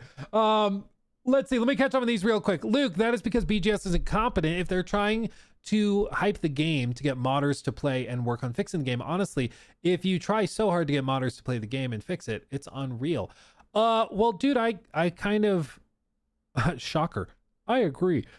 But this is Bethesda's like business model at this point, is to create platforms for modders to go in and create micro DLC to sell, and you get a cut of it every step of the way. So you create the platform where you spend 5-6 years building it and you try to make a good game, but you just do your thing. But then it's the 10 years after that where you don't have to really touch it at all, and the modders just create stuff and you get paid every step of the way. That's what BGS is built on right now. They used it with Fallout 4. They're doing it with Starfield. They're gonna do it for Elder Scrolls 6, and certainly with Fallout 76 as well. So it's just how it is. It's how it is now. And so I think all of Starfield was built on the premise of that. And the problem is that it was so boring that even modders gave up on it. So they're trying to find a way to rework it and get people back in, because it's a two-pronged thing. Like, there's two sides of the coin. You got to have the modders building the mods, but you also need players to buy the mods. And if there's no players buying the mods, there's no point in the modders doing anything. So this revitalization is built on the idea that they're going to get a lot of people coming in through Switch 2 and PS5, and their hope is that they can then kind of give the game at least enough of a life to live on until they do Starfield 2. Probably around 2040 is about when it would time out. Late 2030s, something like that. Because if you think they're walking away from Starfield after this, no. I still think it's quite likely we get like a live service version of it. So just wait. Just wait. Let's see. Night Warden, thank you for the super, or for the bits. Good. Let the hate flow through you, Luke, with all the bits. Thank you, my friend. 600 bits. Hell yeah. I sometimes it just seeps out. Tell you what. Let's see. Also, Castovian Human, thank you for the bits as well. Night Warden, thank you for the 4,000 bits earlier. Again, that's very, very generous of you. March 99Z, thank you for the 3 months with Prime over on Twitch. Very, very nice. Appreciate you. Luke says, does anyone know how that kid who got named Dovahkiin is doing right now? Well, I mean, he just, I think, just retired. So he's, I think he tweeted out that he's going to be living at the Finger Lakes. The Finger Lakes are really nice for retirement. But yeah, he was named right after Skyrim. It's crazy how time flies. Let me see. Where else did I leave off? Oh, I read the biting of the cardboard. Yep. Immortal Fish, thank you for that. First of all, nice. Second of all, can we please address the biker jacket in the room? Oh, this guy? This guy? This guy? Crippled Steel, thank you for the 10. Gee, I wonder why Luke doesn't get invited to Bethesda events. Also, Luke's chat. How much to bite Todd? Yeah, literally. Let's see. Let's see. Is it Chernobyl? Thank you for the 2 months. Expedition 33 winning everything has really sparked the Spanish-speaking meme world, like they lost custody of the kids to Expedition 33 or their kidney transplant. I did see somebody tweet out, or it wasn't a tweet, it was a TikTok somebody made, and it was, I lost custody. I lost custody of my kids. Expedition 33 won it. It's sweeping even the custody battles, dude. It was pretty funny. It was pretty funny. Let's see. Leon, thank you for the $10 super chat. Switch 2 is the new Xbox Series S. It's just going to hold all of the other platforms back. Well, it's because it's sold well, and their goal is like, you can avoid it because it's weak, or you can like build your games to scale for it and get like an extra 1 million copies sold, you know? Why not? Why not? Saul to Fate, thank you for the 10 pounds. Thank you for that. I like Alana because she's easy on the eye. I don't care. Cancel me. Boom, canceled. You're not allowed to say that. Thank you for the 10. But boom, you're canceled. You're welcome. Master Gaiden, thank you for the 6 months. If they can't update Fallout without breaking the game, I would be suspicious on how Starfield goes. Either way, we will get a much better Starfield, in which case, awesome. Or we're going to get a very broken Starfield. Either way, it's going to be entertaining, you know? Either way, it's going to be really fun. I have a confession, Luke. I'm sorry, I did not watch all the 8 hours of the critique. Boom. What am I supposed to say to that? How do I move forward? I don't think a ban is enough. Is there something more? Is there something more I can do? Cancel them. Cancel me. I don't care. Cancel me. Just my opinion. Cancel me. Let's see. Oh yeah, Crippled Steel again with the hat comment. I know I have a big head. Let's see.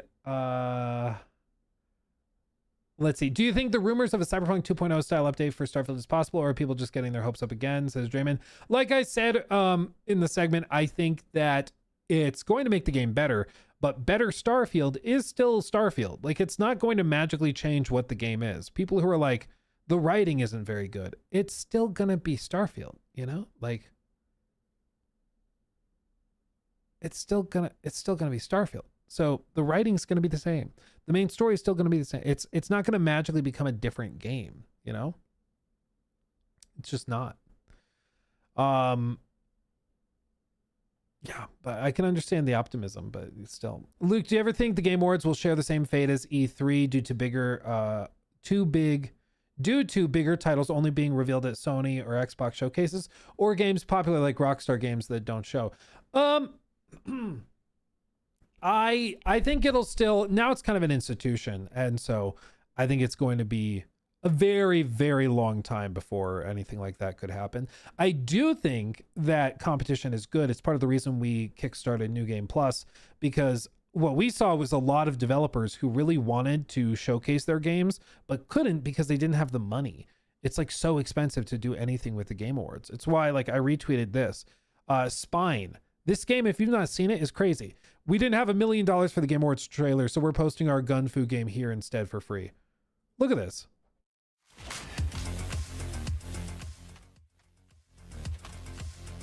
It's a Gun Fu game, but how they describe it, and I tried it at Summer Games Fest, an early version of it. But basically, it is a, it's kind of like the combat of Batman Arkham, but with guns. And, or this one, survival horror game. I didn't have the money for it at the Game Awards, so I'm posting it here instead. Like, there's so many of these really cool games that can't showcase at these big events because they just don't have ridiculous amounts of money. So our goal with New Game Plus is to give these studios and teams a way to showcase their games to hopefully a big audience, and do so where they don't have to pay us. We can be self-sustaining with separate sponsorships or whatever. But you know, the games themselves that get the deep dives get presented based on their merits, not just because they had the biggest checkbook. High Guard, you know. Somebody earlier in chat was saying that somebody did a comparison video where they compared Concord and High Guard, and it was hilarious. Can you, if you're still in chat, can you tell me what that was? Because that sounded interesting. That sounded interesting. I don't remember. Real quick, Luke, thank you for that super chat as well. Does anyone know? Oh yeah, the kid Dovahkiin. Let's see. Trevor to Magnus, thank you for the 5. Your team's Suno profile, virtual cello 507 doesn't have songs listed. Concord's dead. Only works using the direct link. Otherwise, it won't show up. Oh really? That I believe is Jacob's account. That's not even. I don't think that's even shared. So maybe Jacob can check it. Either way, if you have the direct link, you can listen to it. On our Discord, we have it linked. Vintage, I missed yours. Okay, give me just a second. Petrov, thank you for the membership. Highlander Graham, thank you for the month membership. Have a great Christmas, everyone. Have a wonderful weekend as well. Yes, indeed. Have a great weekend. Let me double check. I might have missed it. You're right. Let me see.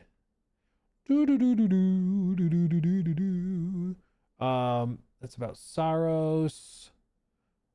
Let's see, I read that one. Poop smiley face. Yote's ending was forced and had silly logic, said Kaito. I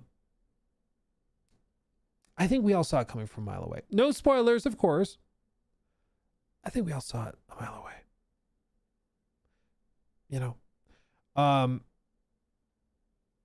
just think, yeah, I think it's very unlikely.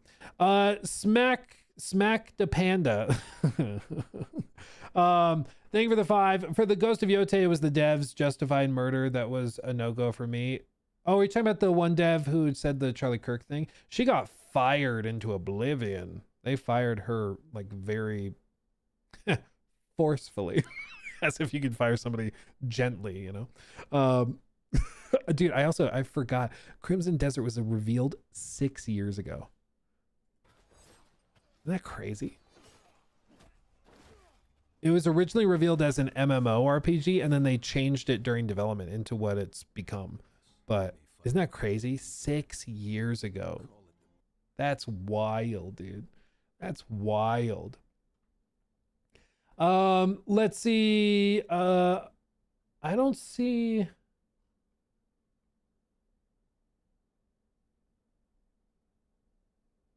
Can you just tell me what your super chat was? I'm just not seeing it in my big list thing. Oh wait, no, I think I found it. Vintage. Thank you for the 5. Yeah, I think this is it. Hey, Luke, started KCD2 last night. Any beginner advice? Should I follow the quest or just do my own thing and explore? It's very overwhelming, lol. I guess it depends if you've played the first game. If you've played the first game, I would get up to the point, and this will make sense depending on how far you've gotten. I would get up to the point where like your task is to find a way to the wedding. That will kind of be like the quest objective. Find a way to go to the wedding or whatever.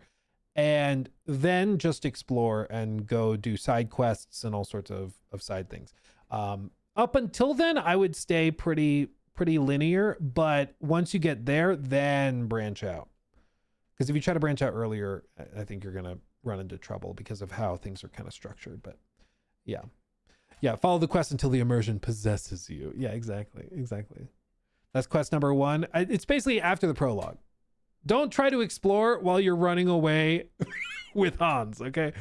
Like once it allows you to open up, then go and explore. But pretty much once they open it up, I would just start going and exploring.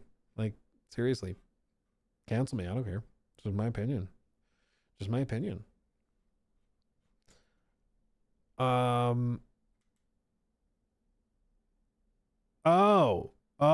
Somebody in chat. Blue Snake Jake, thank you. Thank you for letting me know. Thank you. News Emma. Breaking news. Naughty Dog. That's right. Todd, get out of the way. I'm so sorry. There's breaking news. Naughty Dog is in the news, my friends. They're in the news. Bloomberg is reporting something interesting. Something I thought that they weren't doing anymore. Are you ready? This is crazy. I've not read it. But Blake mentioned on YouTube chat. Blue Snake Jake mentioned in our chat that I should check the news channel on our member and Twitch sub only Discord, which you should get into if you're not already a member or a Twitch sub. And I checked the gaming news tab, and sure enough, there is breaking news. Naughty Dog Studio orders employee overtime for Intergalactic. The Sony-owned game makers have been racing to hit a December deadline. If you don't remember, one of the big things showcased in the Grounded 2 documentary was that crunch was like completely removed from the studio, which honestly is a good improvement. That is a good thing. Whether you love or hate Naughty Dog, getting rid of crunch is a good thing to do. I mean, that's just healthy for the studio, you know. But in that video, I'm gonna see if I can find the crunch. Can I go to, it was very late, here We now have the goal for Naughty Dog to eliminate crunch. The only thing that fixes crunch, the only thing is just deciding that you're not going to crunch. Oh, this is gonna get awkward, okay? We're gonna just, this is early 2024, okay? When we onboard people, we tell them, you know, we have a reputation as a studio for crunching, and it's something we don't want. And it's something we're not going to do anymore. Oh, okay. Hopefully they're not crunching. First, we had to do, what is crunch? Let's define it. Because when you just look at hours, that turned out to be too simplistic. It's a multitude of factors. It's not just like one thing. It's not just, oh, because of this is what's causing crunch. It's literally like so many of these little things. How do we make sure no one at Naughty Dog burns out? You know, every couple of months we send out a 90-second questionnaire that goes, are you worried about your workload? Are you worried about having to work overtime? If you feel like I'm overburdened with work, you have to tell somebody.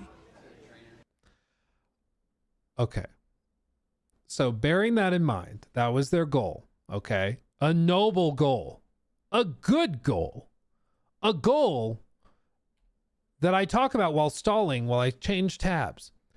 What's happening? Well, they're going into overtime, okay? So they've ordered it. Let's see. Employees at Sony Group's Naughty Dog Studio are working mandatory overtime to finish a demo for their next game, Intergalactic: The Heretic Prophet, reviving an infamous workplace tradition that is increasingly frowned upon across the industry. This is also like the elimination of crunch is something that happened at a lot of studios actually after COVID, when people came back to work. And this is like particularly surprising because like the promise of AI tools, I thought, was that efficiency was going to go up. You know, I thought that was part of what we were doing, but no, it's apparently crunch is back. And this is also part of the reason why dev times are taking so much longer, because they used to be able to squeeze 60, 70, 80 hours of work out of you for the same salary. But once you put crunch protections in, they're only getting 40 hours out of you. Can you imagine? Can you imagine trying to make a game with only 40 hours a week out of each employee? And that's why a lot of these studios in like Japan and South Korea and China, they're able to pump out so much so fast because they don't give two craps about crunch culture. They like cry about it. You know, who cares?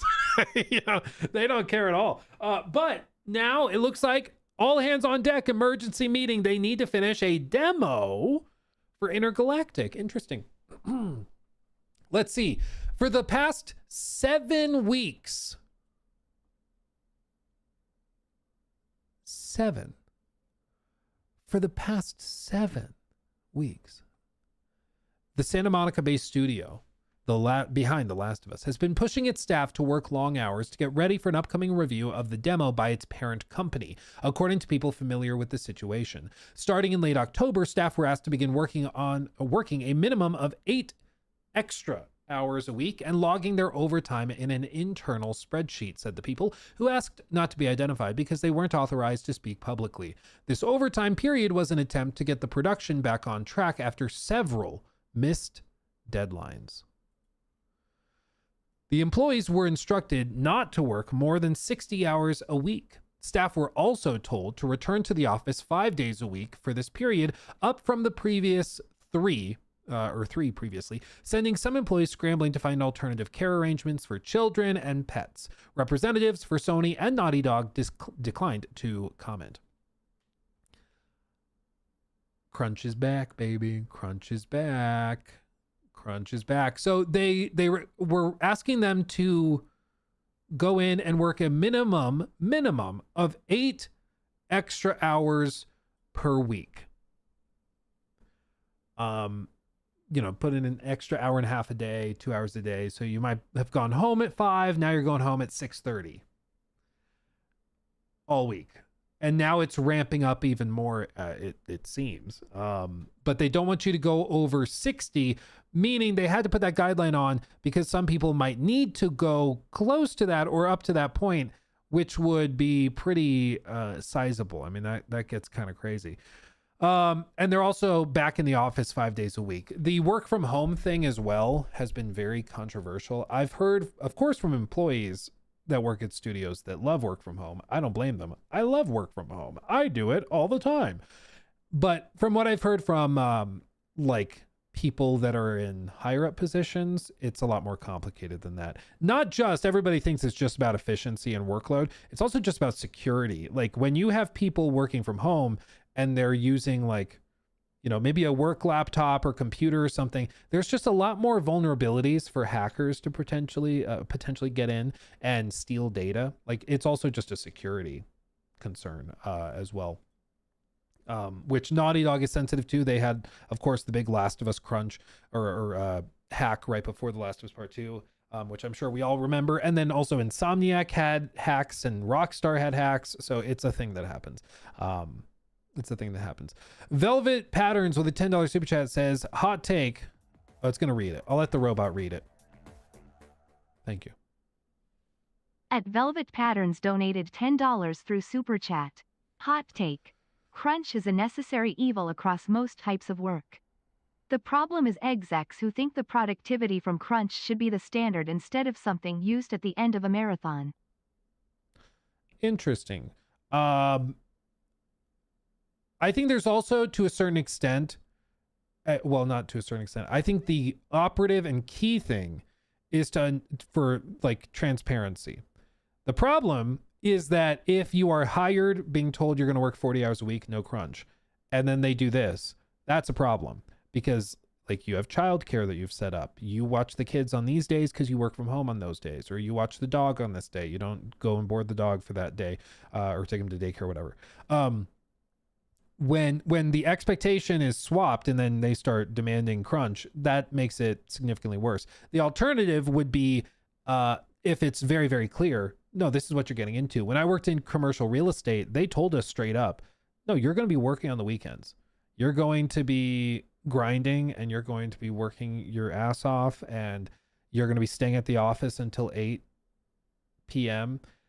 But the reason we did it was because if you were successful in commercial real estate in that office, you became a millionaire. It was not a matter of if or when or how. You became a millionaire. It's just how it worked. Like, you will eventually make partner and then you're set. But you had to be miserable for years to get there, you know, years. And with this in the games industry, it's sort of a similar thing where it's like, hey, if you want to be like a senior level designer at Naughty Dog, you know, you have to really grind out and you might be miserable. And that's how it was for, like, you know, the 2010s. It was like, if you work at Naughty Dog, you're going to be crunching your ass off. It's probably going to be pretty miserable. You might be sleeping out the studio, but that's what you have to do, you know? And so I think for me, the clarity and transparency is really, really crucial. I think crunch just in general, it doesn't actually produce better work. I think crunch exhausts people. It burns them out. It makes them miserable. And I'm a firm believer that miserable work is bad work. It gets sloppy. It just isn't good. If you have a higher capacity for it, cool. And you can work 80 hours a week and not burn out. You are the exception. You're the 1% of the 1%, and you will go far in your career. Absolutely. But not everybody is like that. And I think when studios try to treat every individual as if they do that, doesn't work out too well. And especially in the case of video games, it's about talent and it's about retaining that talent. And when you are burning through employees because they're all burning out, like that doesn't help anything in the long term, you know? It just doesn't work. So I can understand the take, and I do think that there is an attitude a lot of people have expressed where it's like, suck it up, just work harder. But I don't think it's that simple when you're running an entire company and, you know, crunch is the norm. And for this, the reason this is a breaking news story, if this was 5 years ago, this would be like, okay, like that's what Naughty Dog does. But because Naughty Dog very publicly, as we saw in that clip, said no more crunch, now, I mean, this is kind of surprising because they said that they weren't going to do this. Excessive overtime, also called crunch, had long been commonplace in the video game industry thanks to the unpredictability of game development. But in recent years, following the blowback from workers and in the media, many companies have tried to mitigate such practices. Naughty Dog, one of the most respected game makers thanks to its franchises like Uncharted and The Last of Us, has earned a reputation over the years for its binge working culture. In 2021, after facing burnout and some attrition among its workers following the release of The Last of Us Part 2, Naughty Dog began building a new team of producers charged, in part, with alleviating the overload of work on upcoming projects. But many of those producers have since left the company, according to people familiar with the situation. Interesting. I didn't know that they had left. I knew that they had hired producers specifically to try and fix crunch, but apparently a lot of those guys got booted out. I wonder if that clip from the documentary was filmed in like 2023, because the documentary released early 24. So that clip from the documentary is filmed sometime in 2023, and they were trying for like 2 years to get rid of crunch. But then they're like, as we hit deadlines, we gotta crunch. That's just what we do. And so they're trying to kind of walk it back. That's interesting. They continue. Some teams at Naughty Dog worked long hours to finish the game's debut trailer, which was released last December. But this is the first time in recent years that overtime has been mandated across the bulk of the studio. The game is slated for release in mid-2027. What did I tell you guys? I knew it. According to people familiar with the schedule, leaving some employees wondering if the overtime requirements will get worse later in the development cycle. For most staff, the recent period of mandated overtime ended this week as Naughty Dog finalized the demo. Management told employees that the company will return to its standard requirement of 3 days in the office each week through the end of January. According to people familiar with the communications, the company said it plans to provide a more detailed schedule for 2026 after the holiday break. My guess is they're going to go full-time in the office. I don't think they're going to keep work from home. Earlier this year, members of the production team were each given customized metal coins that seemed to capture, purposefully or not, the current state of the studio's workplace attitude. On one side was the company's paw print logo, on the other, a quote from the trailer for Intergalactic: The Heretic Prophet, quote, "The suffering of generations must be endured to achieve our divine end." Whoa, that's good. That's poetic. That's great. Very symbolic. Very symbolic. That's funny. Well, and here's the thing, like the executives at Sony are probably looking at it and being like, guys, you last released a game in 2020 and you will not release a game until 2027. So you need to get your act together. And so they set deadlines. And now they're struggling to hit the deadlines with the current workload. And so they start crunching to get it done. And I understand it's a big deal. I mean, they have a demo that needs to be reviewed by senior Sony leadership to see where the game is. And they need to hit that date. I mean, especially he said that they missed previous deadlines. You know, that's not great. Yeah, that's not great. The overtime period was an attempt to get the production back on track after several missed deadlines. So they missed multiple. It's not great. So, and you can see shareholders really are upset about crunch. No. Anyway, it reminds me, hold on, what's that freaking, oh, what's her name?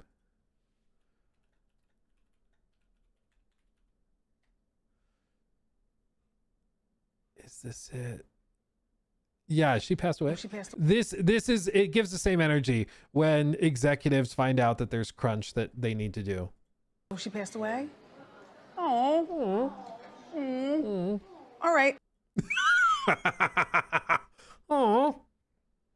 All right. Anyway, it's literally the exact same thing.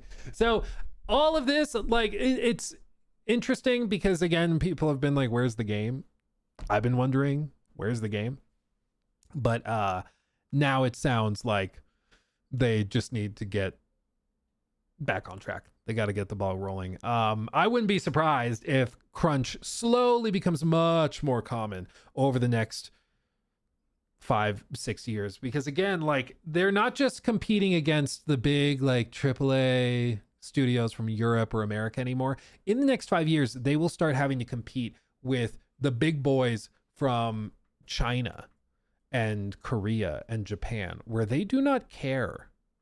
They do not care about crunch or ethical considerations. They're just going to do what they need to do to be competitive. And as we will talk about in the next segment, there's not that much money to go around right now. But this is the kind of game being put out by a Chinese studio. This is the kind of thing that's going to be coming in the next few years. And they can pump these types of games out faster than Western studios and way, way cheaper. And so to just be competitive, I think they're going to have to start like really, really pushing it. And so I don't like it, but I think that you're going to see crunch returning to a lot of studios. I think it's easy to get rid of it coming out of 2020 when money is basically free for borrowing, and every studio is like, oh, we're going to do live service stuff that's going to print money. We're going to make our own Overwatch. But years go by, all of a sudden gamers aren't spending money like that, and the panic sets in, you know. What game is this trailer for? This is for Blood Message. It's a game coming from at Jimbo_404 donated $10 24. through Super Chat. Why does no one care about literally everyone else's deadlines? If I miss my deadline, it looks bad on me, so I work overtime if I need to. Why do game devs get this different treatment as an employee? I think there's for one, it's a very visible thing. So as you can see with this, Naughty Dog employees went out, and I don't know if Jason reached out to them or if they reached out to Jason, but somehow they started talking to Jason Schreier about it, being like, look, Naughty Dog's going back on what they said they would do or not do. And they're doing crunch again. And so the story spreads, and certainly some pearl clutching starts. People who bought all those games that were crunched for years and years are now gonna like rage about it and get upset about it. So to a certain extent, it's a performative pearl clutching that can take place, certainly. But I think because it's a very visible thing, it's mandated across the studio, and specifically because Naughty Dog said they weren't doing this anymore and they did get brownie points with people for getting rid of crunch. But then when it gets tough, they decide, okay, we're going to do it anyways. And I think that's more of why people are, why the story is breaking like this, But yeah. I think that's what the deal is. But as for what the crunch thing, I think it's what's kind of interesting about the crunch discussion is that people don't, we get frustrated at the idea of crunch. We don't like it. We're like, yeah, don't crunch. But then gamers at the same time are like, why are games taking so long? I want my game now, And I think that's just the dichotomy of the whole debate, is that gamers want the benefits of crunch, but then they want to also not feel like they have to ruin employees' lives to get what they want, At Velvet Patterns donated $10 through Super Chat. The Marvel Rivals devs are pumping out 2 characters, maps, costumes, and events every month. After releasing 4 characters for Season 1, I'd love to know what that workplace environment is like. I think it's a lot more I think it's a lot more cutthroat than you may think. I think it's, or maybe it's exactly what you think, but I think it's a lot more intense. But I think there's also part of the reason why, especially some like blue collar workers, for example, are less sympathetic towards this stuff. They're like, okay, you go to, because I was talking to a buddy of mine who, this was back when like this was initially starting in like 2023, but he worked in the oil fields, okay, in like Eastern Colorado. And dude, that work is way harder than anything I've ever done or had to do. Like those people work their asses off. They wake up at 4 a.m. They're out there working 16-hour days, and it's hot and miserable, and like they really work their asses off, and they get paid pretty well, but it is hard work and long hours. And he was like, I have zero sympathy. Make them crunch and then make my video game that I can play when I get home. I don't care. He's like, you're sitting in an air-conditioned office, suck it up. He's like, oh no, you'll have to go to the vending machine for dinner. He was not that sympathetic, frankly, to put it lightly. But I think that that's a sentiment that a lot of people have actually expressed, and some of you guys are even expressing it in the chat. My perspective is that if it is possible to make the workplace better, you should do that. There's an ideal, which is no crunch. You take the time you need to make the game. Everybody gets paid a fair wage. Everybody's happy and fulfilled with their work. Nobody burns out. Those are the ideals that you should strive for. The reality of life is certainly different than the ideal many, many times. I'm sure the oil field workers would be like, I'd love to get paid the same to only do 8-hour shifts and not hurt at the end of the day. But that's not the reality that they live with. And so, especially when you're in a work culture where you're like, you do the overtime and get promoted and get paid more, or somebody else will, so you got to step up and do it. So, it's, I understand all the perspectives. Some people who are like, suck up, who cares, make my video game, put the fries in the bag. I can understand that perspective and why people are saying that, because they're working jobs that they hate that, let's be honest, are probably a lot more miserable than like sitting in an office working at a desk job. Like that buddy of mine who worked in the oil fields. I'm not going to pretend that is anything but miserable, literal back-breaking work. So I understand all the sides of it. From my perspective, I just think, we can establish what the ideal is. No crunch. That's what we should all strive for, in my opinion. But I can also understand why people are like, I don't care that much. Make my video game, Real quick, thank you, Night Warden, for the 5,000 bits. My goodness. I work in chemical plants and refineries. I've never made a game before, but I don't think someone who's making video games should be working 10 to 12 hour shifts, in my opinion.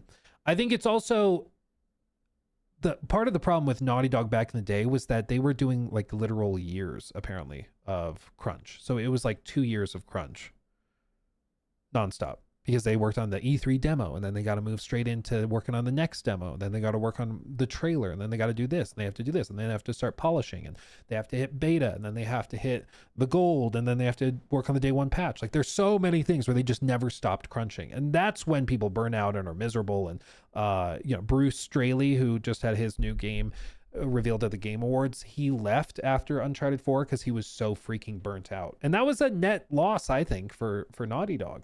They lost one of their most talented directors because he burnt out like crazy bad. And that wouldn't have happened, theoretically, if crunch were not so prevalent there. It clearly made some good games and resulted in some good games, but it's not always as simple as just that. You gotta also consider the long-term effects. JD, thank you for that. I'm a salary worker. If I do not meet deadlines, I have to work overtime to get caught back up, or my company will find someone else to do my job that doesn't miss deadlines. So I make sure I don't miss deadlines, and if I'm starting to fall behind, I choose to work over a little so it doesn't because it's because of big issues. If Naughty Dog devs are missing deadlines, I think management should be asking the employees what the issue is. Why are they not able to stay caught up? Why are they falling behind, etc. Well, and my understanding is that that's the job of the producers, is to set deadlines and schedules and keep work on pace. That's why they hire producers to juggle that. It's why it was very interesting that Naughty Dog did not have producers prior to like 2021 ish. They just didn't. You just did your work and worked until it was done. There was a lot of personal responsibility. If you didn't get it done, they knew it was Tom's fault. They knew it was Luke's fault for not finishing it because he's over at that desk and he didn't get his job done. I think what you're describing is also very similar to what I experienced working in real estate, where it was you eat what you kill. If you didn't do anything during your shift, if you didn't get any deals or any meetings or any tours or any listing proposals or anything, then you just you fail. So you work until you succeed. It's a different mentality certainly than what's being discussed in the game studios. 1493 donated $9.99 through Super Chat. I know a lot of people are upset with AI being used in games. However, any tool that can potentially decrease these insane game development times is a win. As long as quality isn't affected. Well, thank you for the 10. And I think that in principle, or at least in concept, you're right. The problem I think that we're all kind of braced for is, let's be honest, do you think Satya Nadella is going to use these AI tools to just make employees' lives better? Or do you think that he's going to use it to be able to lay off 20% of the workforce? They'll still crunch. They just now will not, it won't be as expensive. And I think that's more realistically where the executives push it. They're like, oh, we can increase efficiency with AI. Okay, let's do that. If we're using AI to generate concept art, we can cut our concept art department down, fire 50% of them, let AI do the rest, and then, we save money. And yes, the art department will still have to crunch, but we'll be saving money, so it's okay. I think realistically, that's what it is. Again, difference between reality and ideal. The ideal may be this, but the reality, I think, is something else. Speaking of reality, we should talk about this real quick before I get distracted again. Before I know, shocker, Luke gets distracted, but that's what happens. Have you seen The Last Sentinel? Game was revealed at TGA 2023. There have been a few devs insight videos on IGN. Suppose an open world narrative driven cyberpunk game only has a cinematic trailer so far. Yeah, I thought we were going to see it this year, but yeah, The Last Sentinel. This was the one that was from Lightspeed. Yeah, Lightspeed LA. This one. You guys remember this?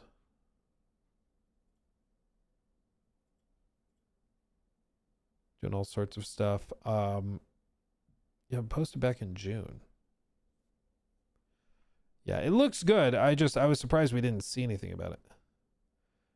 Emmanuel Druckmann? Oh my god. There's more of them. They multiply. Oh, Troy Baker's performance director. I didn't actually know that. That was June or July of last year, 2024. Huh. Who knows? We'll see whenever that shows up. Yeah, look at that. You remember this? This ring a bell? It looks good. It looks good. It's just, I'm surprised that it's still nowhere to be found, you know? I'm surprised by that. I'm surprised. I'm surprised. Let's see. Let's see, where did I leave off on these? Let's see. Hold on. I read that one. Quick Air, thank you for the 20. I'm sorry I missed this one earlier. Hopefully you're still here. I'm sorry to make you sit this long. The Duskbloods was supposedly releases next year. What are the chances it releases next to GTA 6? I don't know why. I just get the vibe that that's a summer game. You know? I just get that vibe. Because when did Night Rain release? May 30th. I kind of get the vibe that maybe it's going to be a similar thing. Like we see in January, a Treehouse, whatever Nintendo event. Yeah, I guess it's technically still spring, but you get what I mean. You know, when school gets out. I think that it strikes me as a summer game. Maybe it won't be. Maybe they wait till the fall. I think it all depends on how big Nintendo thinks it's going to be. I think that's what the dependent thing is. We talked about the Larian drama on Monday, Tuesday, whenever we streamed, when it first broke. So we have talked about it. I'm not sure what you mean. Luke's scared. I'm so scared. I'm terrified. But do I think it'll launch next to GTA 6? I don't know. Personally, I don't think so. I don't think so. I don't think even Nintendo is that delusional to put anything next to it. Like, I think even they have to know how big of a deal it is, you know? Tail Guy, how topical. Thank you for the 5. Sorry if you talked about this already. What's the Larian AI art stuff, or Larian AI stuff, and why is it all a bunch of overreacting? So like I said, we mentioned this on whatever the last stream was, and I have the bookmarked tweets. Just a second. Please hold. There's 1, there's 2, there's 3. Okay. So basically a bunch of articles started spreading around where very quickly the postings were all about how Larian's director and the head of Larian, Sven Vinke, was describing how they were pushing hard for AI use in Divinity and everything else. And it was originally clipped from an article that was posted on GameSpot, where basically they were asking, you know, all the typical questions about, you know, game development. They've asked Todd Howard these questions in recent months, and it's a very common thing, where they ask the heads of game companies, how are you using machine learning and AI systems and all this stuff in your workflows? And, you know, investors get excited by it and all of that. And so he described a bunch of what they're doing. You know, so he tackled a bunch of it. Vinky said Larian currently uses machine learning systems to help automate game development tasks that nobody wants to do. It's the obvious things like motion capture cleaning or voice editing, something very specific, retargeting. So that is basically if you play with different species, you want to be able to reuse an animation on a different species that are a different size, and then you're doing certain interactions with others. For these purposes, machine learning works really well. Larian is also embracing the technology for what's called white boxing, which is the term for how a studio like Larian iterates on ideas rapidly. White boxing is essentially the stage before you actually do the real implementation, noting that using machine learning can help speed up the process. Under traditional development circumstances, this might take some time before a developer can create something that's actually playable, but white boxing with machine learning helps accelerate that.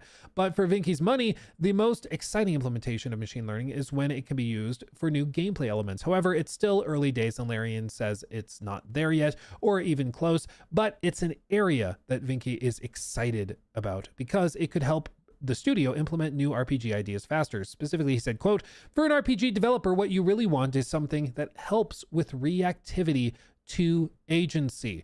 So permutations that you did not foresee, reactions to things that the player has done in the world, they will certainly augment the player experience. And this is something that actually, I think I have a video for this that was actually legitimately super cool. This is something that like has been in the talks for RPGs and games for a long time. And it's basically the idea being that AI can overhaul certain things within gameplay to allow for quote unquote more immersive role playing. So I saw this video show up as a TikTok on my feed, and I found the guy's YouTube channel. It is Spartank, and he makes all sorts of videos on Arma and Bannerlord and all sorts of stuff. But what he did is he installed a mod that overhauls parts of Bannerlord, and it's a diplomacy mod basically, but it allows you to talk directly to characters within the game, and then their behaviors change based on what's said. So I'll just play this little clip for you. This is kind of what Sven is imagining when he says like AI implementation into RPG for new gameplay systems to react to player agency. Looking for a newly updated. I was browsing the Steam Workshop last night looking for a newly updated mod to run with War Sales, and I came across a mod called AI Diplomacy. So I read into it, and it basically claims that you can talk to any NPC in the game and have like dynamic conversations with them, and those conversations that you have will impact the game. So I started a new game, and I thought to myself, you know, what should I say to an NPC to really test this mod out? Well, every time I've started a new game on War Sales, Valandia always takes the Nords, Northwestern Island, like right off the bat. So I figured I'm going to try and warn the Nords of the impending Valandian invasion. So I went to the keep and I found a random noble lady, and I said, I've received word that the Valandians plan to invade the island of Baneland. I think King Halthar should be informed. And then about 20 seconds later, she responded with this, and if you want to pause the video and read, go ahead, but she basically reacted with suspicion and asked for proof, to which I respond with, I was in Ostakin a couple days ago. Their fleet is planning on setting sail in 1 week to invade Baneland. And then after I said that, she started to believe me and asked me how many men they have, how many ships they have, and that she is going to ride to inform the king at once. So to answer her question, I replied with, I know that Durthard leads them himself, at least 1,600 of their best fighting men and ships. And then she responds with this, basically saying, holy shit, I gotta go tell the king, thank you. And by this point using the mod, I'm pretty impressed. But I'm not totally mind blown. That's when I decide to wait a few in-game days and see what happens. So I checked back at the keep, and Thiersef was gone. She did leave to tell Halthar, which this was the first sign that the world was reacting to my conversation, which I thought was really cool. So I waited a few more days and saw this notification. The AI took my conversation and made it become reality within the game. So does the AI actually behave any differently on the campaign map? Well, I teleported to Halvik, and that's when I saw the Nords arriving with an army, and then the Vlandians arrived with their army. Just before the siege happened, I got some more notifications. Basically, 2 political statements, Durthert and Halthar talking shit to each other, and then we got a military development. And I love how the AI from just 3 conversations created an entirely new storyline from my simple warning to the Nords.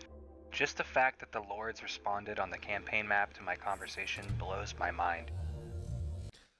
And he has a full video on his channel. Again, Spartank, as you can see here. It's this video, his most recent video. It's very good. Go watch it. It's fascinating. He did a very good job of framing how this worked. And it's legitimately really cool. It's legitimately really cool. And basically, I think that's what Sven was trying to communicate here, is that it, like, for an RPG developer, what you really want is something that helps with reactivity to agency. So permutations you did not foresee. You talk to an NPC and the game is able to respond realistically with the characters. I see some of you mentioning in chat, what's the point of writers then? Fair question. I think that this is why he's saying it's not there yet. It's not ready. Their goal, I'm sure, is to try and find a way where the writers can write things that then these tools can use, whether it's a bunch of responses the AI pulls from a bucket. But this is also where, like, this whole thing starts to give me a migraine, because people use the term AI so freaking loosely that it kind of loses all meaning, you know, because machine learning, is that what you mean by AI? You know, of course, NPCs have an AI, an artificial intelligence they've used for decades, but that's not probably what you're referring to. I think what most people who are discussing AI on X, for example, or Reddit or whatever, they're usually trying to refer to generative AI. They mean like using generative AI to create artwork for the game, using generative AI to replace the writers, to go in and replace dialogue, and you just use the AI there. Other people have a problem with, and some people, you know, it's because, like, if you use an AI to write the dialogue, it's, at least usually, much worse. I won't say always, because honestly, some games maybe would even be improved. Like the dialogue in Saints Row reboot might end up being better if you had a robot do it. But besides that, you know, usually some people are saying it's bad because it will just make it worse.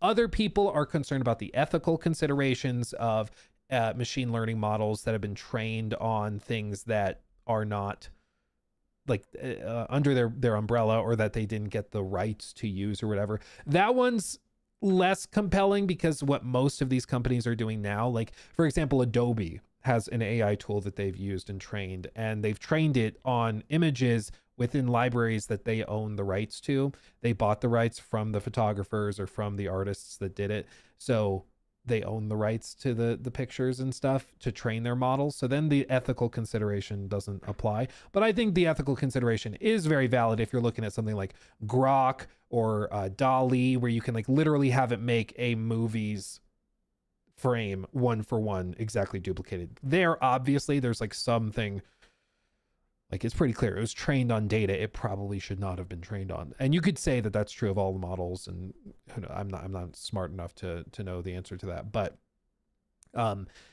with these things, there's a couple of different angles for why people get upset about it, I think. And for one, it's a fear of quality degradation, fear of protecting and the desire to protect artists and their livelihoods. There's also this just like innate feeling that we should preserve human art and not replace it with robots, which frankly is fair. But I think that's where you have to be specific. Using an AI tool, for example, to like optimize animation or motion capture, that I don't think you're going to see anybody throwing a fit about.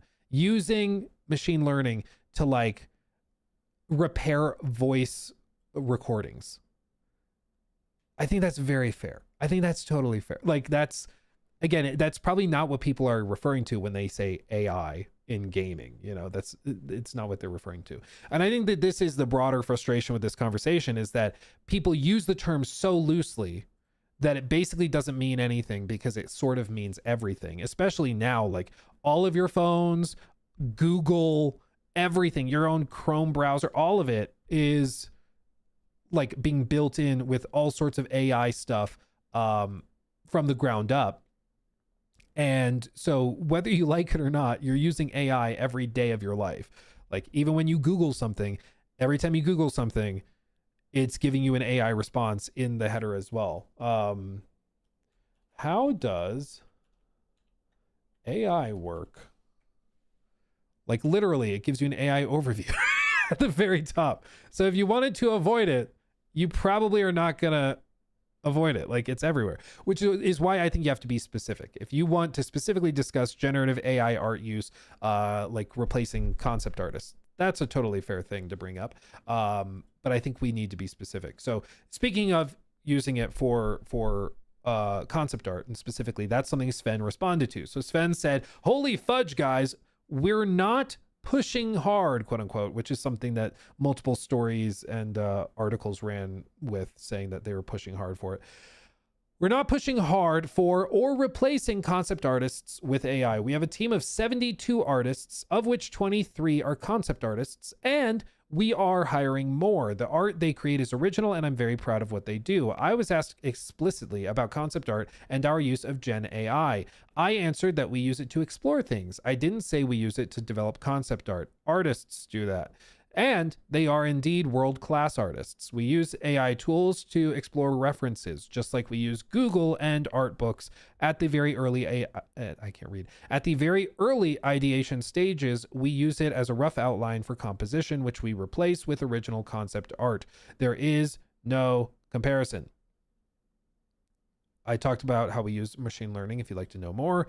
We've hired creatives for their talent, not for their ability to do what machines suggest, but they can experiment with these tools to make their lives easier.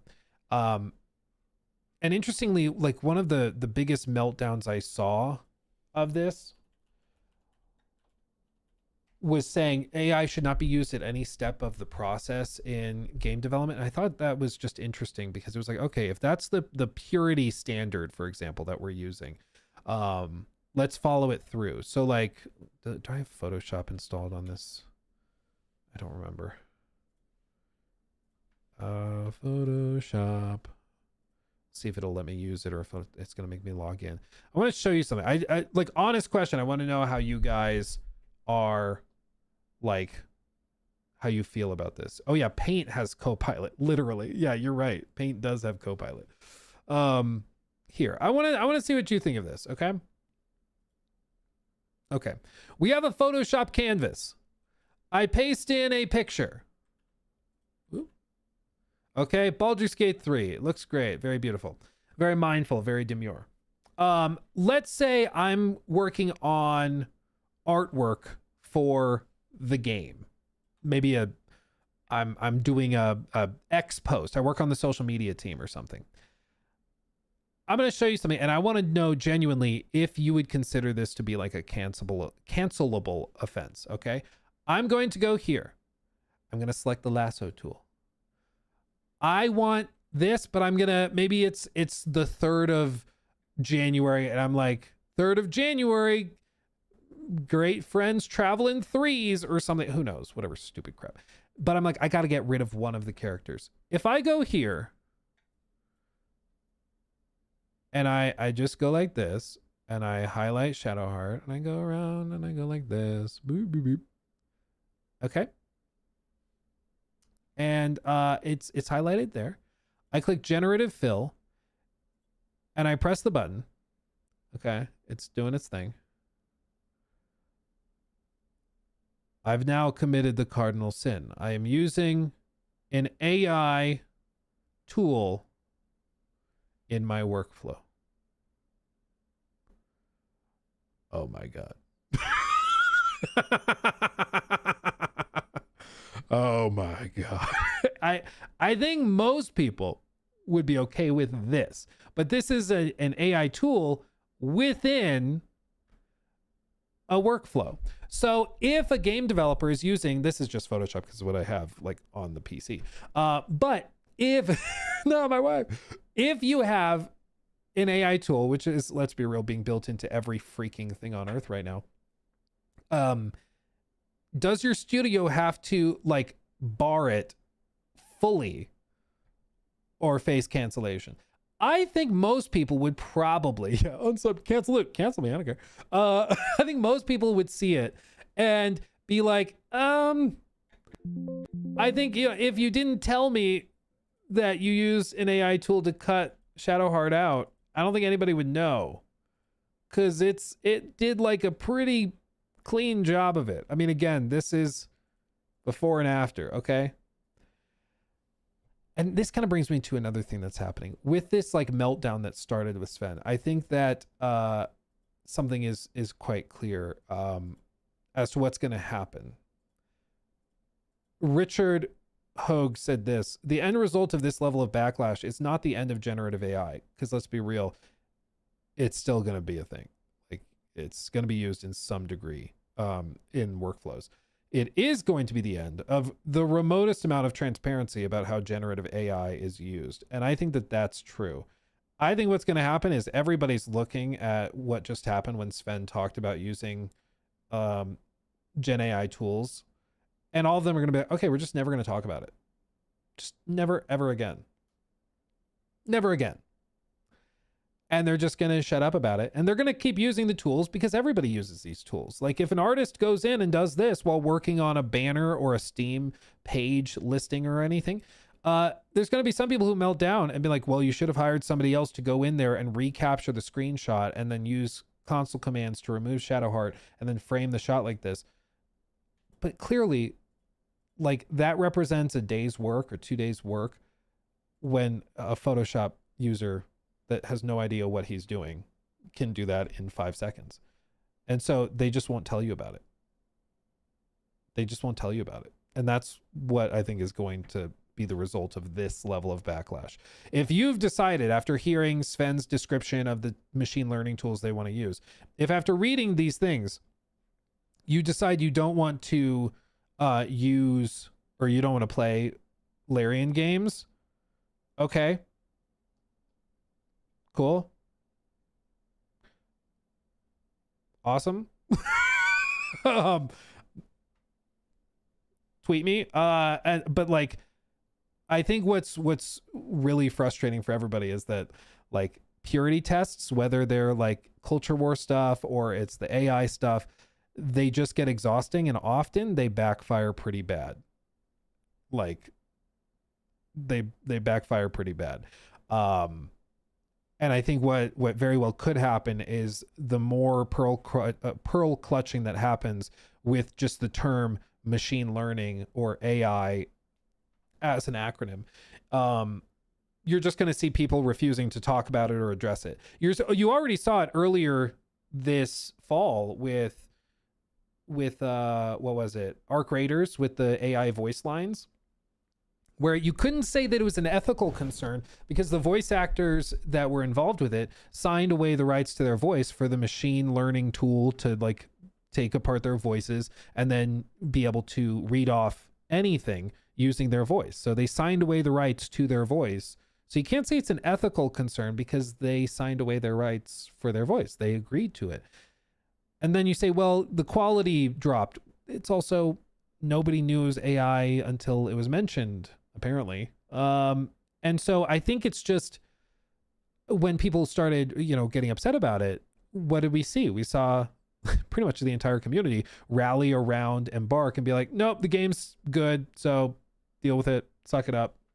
And I think that is going to become the attitude for most casual gamers, is that they are getting bombarded with AI everywhere in their life right now, whether it be their phones, whether it be your Gmail account is telling you to use AI tools. Like, everybody's using the term AI everywhere. And I think it's just going to become desensitized, and everybody's just going to be like, okay, whatever. And studios are not going to want to be transparent about how they're using it because this happens, and a total internet meltdown will ensue as we saw with Sven. So I think it's just, if you're going to talk about AI tools, you got to be specific about it and clear, because it can mean a lot of different things. And then we can actually talk about the specific instance or tool that is being discussed. But the instantaneous, you used the word or the term AI therefore we have to boycott your studio. I think it's reductive, and it's not actually that helpful. You have to be a little more precise. Velvet, thank you for that. People got so trigger happy about anything AI, so now they aren't even going to mention AI until it's been improved to the point where, whoops, it scrolled too far, where it's nearly unrecognizable. We actually pushed them to perfect AI. Yeah. Well, it's also just like anybody who thinks that you can bully studios out of using the tool. It's just not the reality of it. Like, if a studio can save 10% of their budget somehow or even 5% or 2% of their spend using AI tools, they will do it because it is a business. And if they don't do it and their costs are higher as a result, they will struggle to compete with all of the other studios who choose to do it. 90% of people are not even aware of the capability. I think 99% of people, if you open up to the entire world, 99% of the people that talk about AI or know about AI are thinking ChatGPT, and they use it as like a fun way to write emails for themselves and text messages. Dude, I have an extended family member. They're a little older. I'm sure you've all experienced this. They're a little older, but dude, she uses ChatGPT to write texts and like emails. Like, if she's throwing a party, she has ChatGPT write the party invite and description and everything, and it is so transparently and clearly not how she writes that it's very, very clear. Like, I jokingly was like, oh, I didn't realize you used M dashes so much. What's an M dash? I was like, okay, I got you. See, okay. It's but that's how I think most people interact with it. Most casuals, they don't care. They don't care. For them, it's a cool, weird tool that they can use to write things for them, I think some people think owning rights to someone's work doesn't automatically mean you aren't, I can't read, doesn't automatically mean you are allowed to use it to train an AI model with it. Well, and it's also like a fair counter is people saying they didn't realize that they'd given up rights to certain things. So like, if you post a picture on, what is it? It's not like, it's one of those image websites for photographers. I'm blanking on the name. I can see the logo in my head. I just can't think of the name.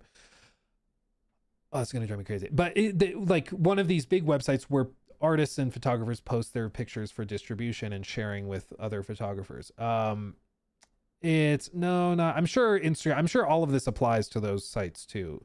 Flickr, that's it. Flickr, that's the one I was thinking. When you upload to those websites, you are basically allowing them to then take that library and catalog of pictures, and they can use it to train all sorts of other stuff that you probably didn't realize you were agreeing, but that's like part of the cost of them hosting your pictures. They get to train models with it. And like YouTube's a great example. Google has been training their algorithms on YouTube videos and thumbnails and stuff. And so when people were putting in generate an AI YouTuber, like tech YouTuber or whatever, it was just literally popping up with MKBHD. So it's just like literally pictures of MKBHD, but like Uncanny Valley. And it was just like ever so slightly weird and didn't look right. I'm trying to find a picture of it. I can't find it. But that type of thing happens. It happens a lot because you don't realize that you signed over your rights for it, but you did. Now you're caught. Now you are caught. But okay, I got to talk about this. I'm sorry. That was a total diatribe. I'm sorry about that. I read that one. Traverso Magnus, thank you for the 5. I hate crunch, so sad to hear, but I'm excited for the demo. Could this be PS5 users or Summer Games Fest only?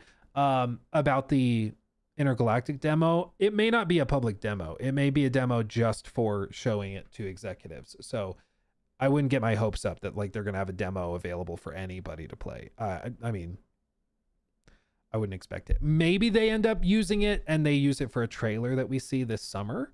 That's possible. But I would be shocked if we ever got to play it, you know. Like I don't think we'll get to see it. Let's see. Maybe the delays are from Neil working on The Last of Us TV. I mean, I'm sure that didn't help at the very least.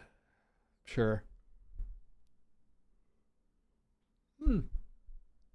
Off topic, but did you see that supposedly several of the devs working on a High Guard are ex-Concord devs? I heard people suggest that. I thought they were just memeing, but is that real? Is that real?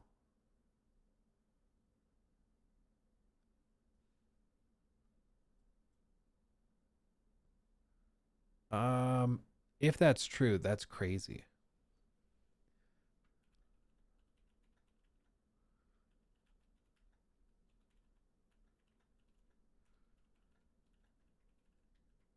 Because I mean, I saw that. I heard that, but I wasn't sure if it was actually like confirmed. Does anybody have a source? Because it's really easy for people to claim stuff. It's a whole other thing to back it up.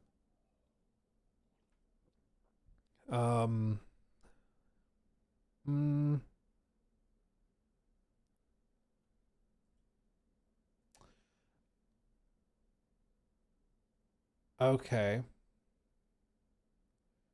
Okay. Apparently,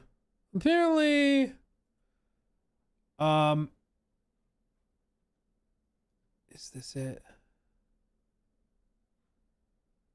Apparently, there are 2 people that have LinkedIn profiles that show previous work at Firewalk.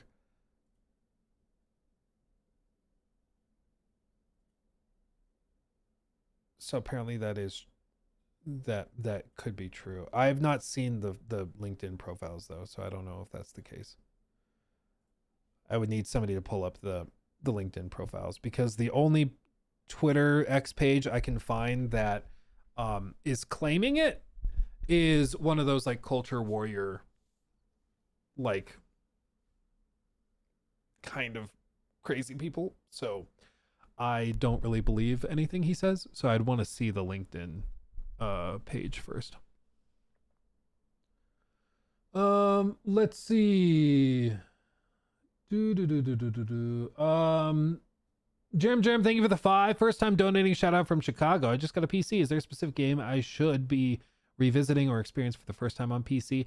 I mean, my recommendation is always like old school classic ones like Civilization, or what's another strategy game that you probably couldn't play on console? I mean, Civilization is a classic.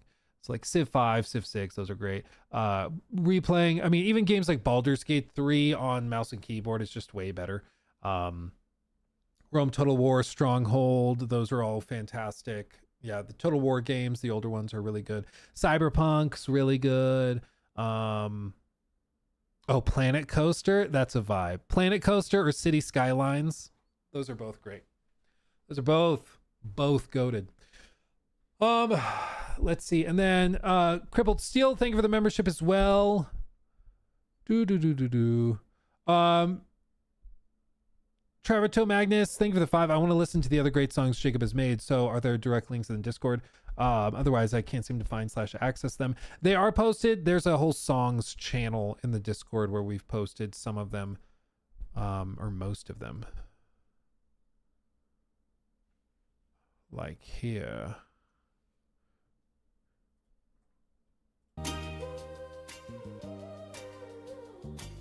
Oh, this one.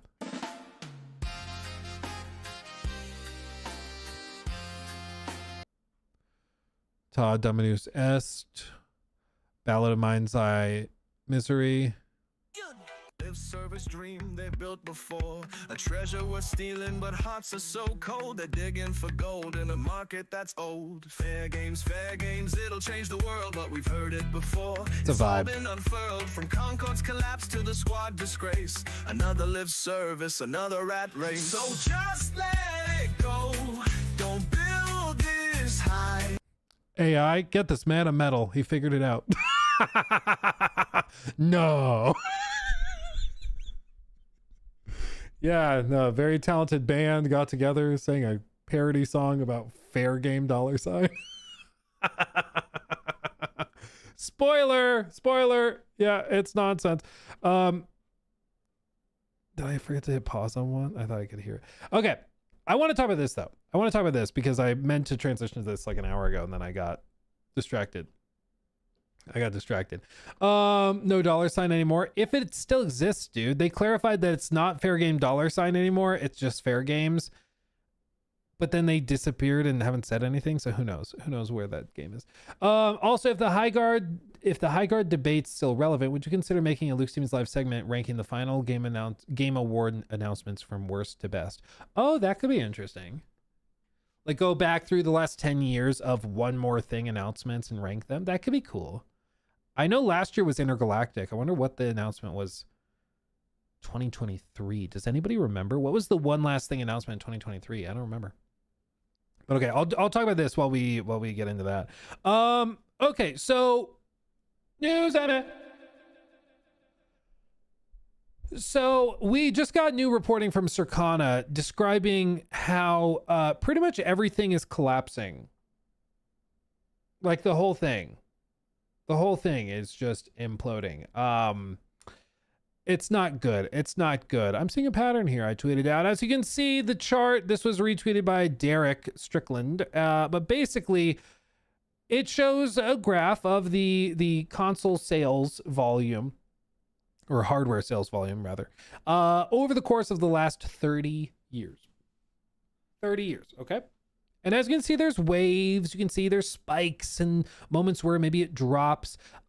Interestingly, like they sold a lot of hardware even in the wake of like the 2008 financial crisis. It was sort of a place for people to go for respite. They would go buy a console, you know. But as you can see, things have started to drop, specifically in the wake of COVID. They dropped a little bit around there, but you can also see literally right as this orange line starts to spike, sales start to plummet. And you can see that this is average selling price. As that's gone up, there's a pretty clear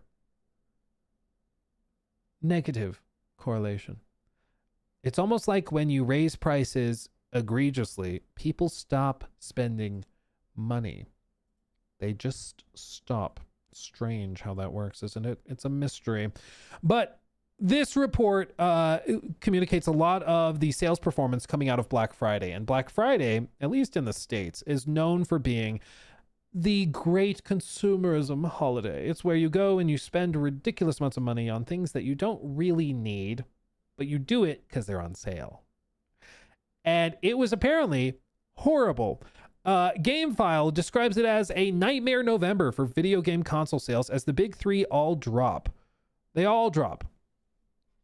What is this? Well, Microsoft, Sony, and Nintendo all sold fewer consoles in the US this November than in November 2024, according to Circana.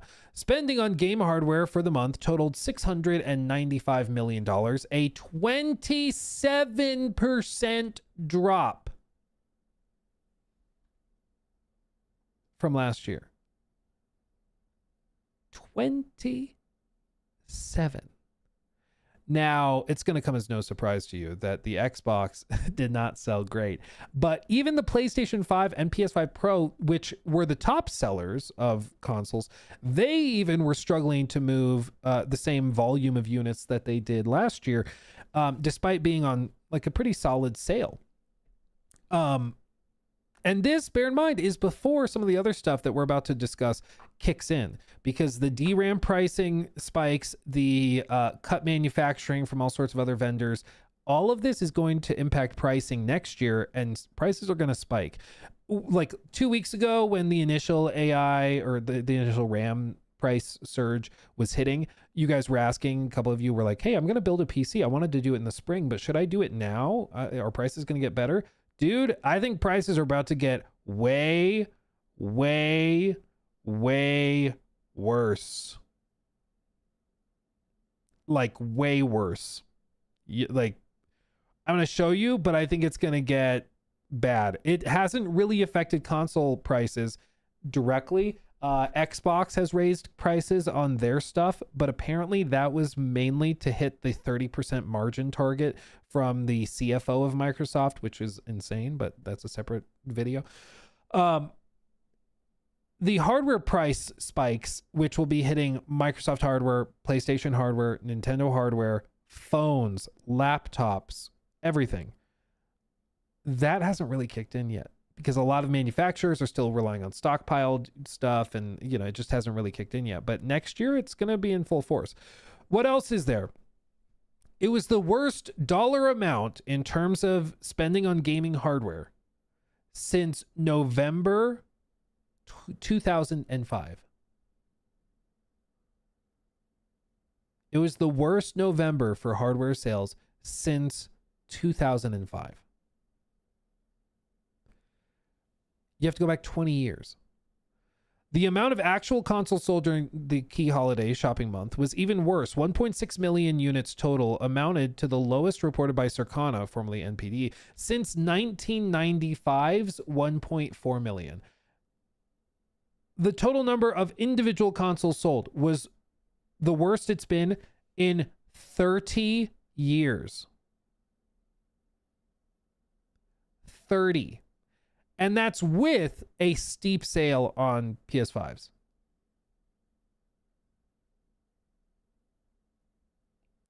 Not great. Not great. 30 years. 30.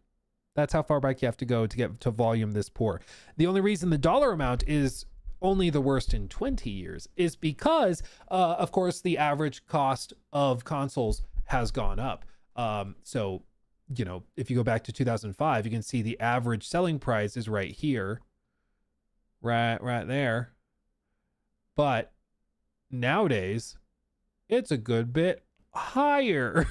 And so you can have less volume because you're charging more, but still it's not a great indicator either which way.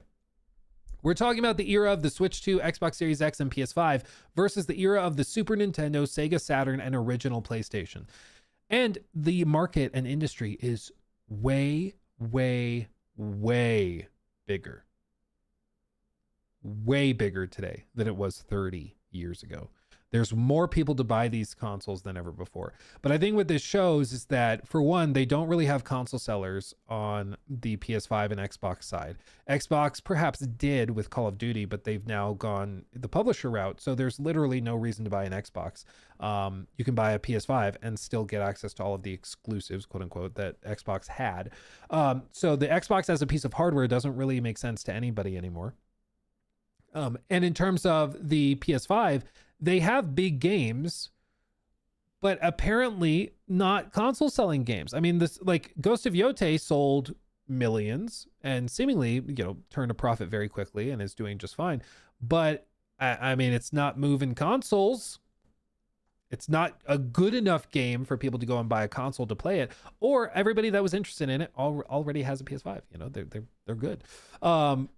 I think there was a trend back with the PS4 Pro era where, like, pretty much every friend I had, we were all in college at the time, but every friend that I had that had a PS4 went and bought a PS4 Pro. And they upgraded, and maybe they sold their PS4, or maybe they just, put that in their living room, and then the PS4 Pro went in their bedroom TV or whatever it was, or on their desk. But they upgraded. I don't think the same thing is happening in anywhere near the same volume this time around. I think a lot of people are chilling with what they've got. Because, the PS5 Pro is better, but, are you really going to be able to tell? And it's $750. Is it really worth the trouble? For a lot of people, it probably isn't. Detective Seeds, golly gee whiz willikers. My goodness, thank you. 20 gifted memberships over on over on YouTube. My goodness. Thank you. That's poggers. And Detective Seeds, I mean, you've gotten featured in a lot of articles the last 24 hours. Nice. It's pretty great. I've never been called an insider before, so that took me by surprise, but good to see you here, my friend. Appreciate you. And Izzy, thank you for the bits as well. Thank you. And everybody who just got a membership over on YouTube, get your booty in the Discord, because now you got a membership badge. You can get in there. You can connect your YouTube account to Discord and you can get in there. Get in there, you know? Thank you so much, my friend. Very generous. Very, very generous. My goodness. The Tom also asks, could this be the rise of cloud gaming? DC or PC owners maybe can afford all the RAM. Oh, DC data center owners can afford all the RAM. I think that there's a couple of things happening with all of this that I want to get into. Haha, welcome to the club. Happy holidays, everyone. Happy holidays to you too, my friend. Very generous. Thank you. I think what's happening with all of this is, shocker, we're almost certainly in a recession. I don't think that's going to surprise anybody, but we're almost certainly in a recession right now. And when people are struggling to pay their rent, they struggle to justify spending $70 on games and $700 on consoles. Hot take. Cancel me. I don't care. Just my opinion. So I think people are just being cautious with their money, and they're not going in there and spending crazy amounts of money on optional upgrades. In 2016, I think, that the PS4 Pro launched. I think in 2016 or 18, whatever it was, when they launched the PS4 Pro, things were relatively fine, like in terms of the economy and everything. And so I think a lot of people were like, yeah, I can afford to go and get that want. It's not a need, it's a want. I'll upgrade to the PS4 Pro and call it a day. You know, yes, it's better, but like, you know, maybe you can't see the difference that well. But, you know, I'm going to get it anyways. I'm going to treat myself. That's just not happening this time around. It's just not. And I think part of it is broader economic conditions. The pricing is egregious and a lot of people are frustrated by it. And I do think there is legitimately a push towards PC that we've seen over the last few years that's accelerating. And it's something, even the CEO of Take-Two Interactive, the guys behind GTA 6, Strauss Zelnick, he even said, I think the future is much more open like on PC. I think that's where people are going. And frankly, on PC, you don't typically need to upgrade anywhere. Like, you can skip a year very comfortably. You can skip 2 years or 3 years. And when you do need to upgrade, they're smaller, more incremental upgrades. At least it has been for a long time. If you are running with a 3060, 3070 or whatever, you're fine. You're fine. If you want to upgrade to a 40 series or a 50 series, you can do that. But like, you don't need to. And I think it's the same vibe and mentality on PlayStation and Xbox and Switch, where people are just like, I don't need to get one. There's nothing that's like that exciting, so I'm good. I think what's really telling is that these numbers would have been very different if GTA 6 were launching in November as well. But now there's no reason for those people to upgrade and to buy in. So they're probably just going to sit on it and wait till next November and then buy in. But these numbers are going to be really interesting when GTA 6 launches next year.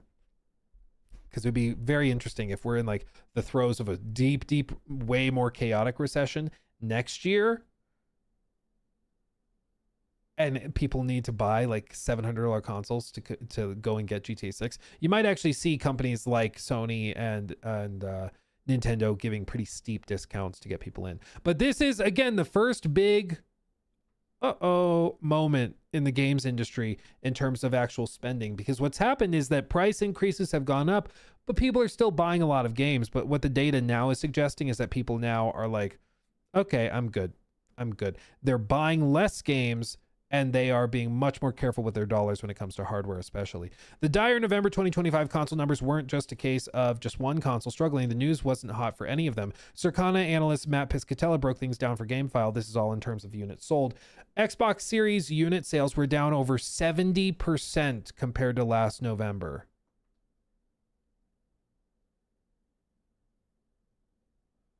%70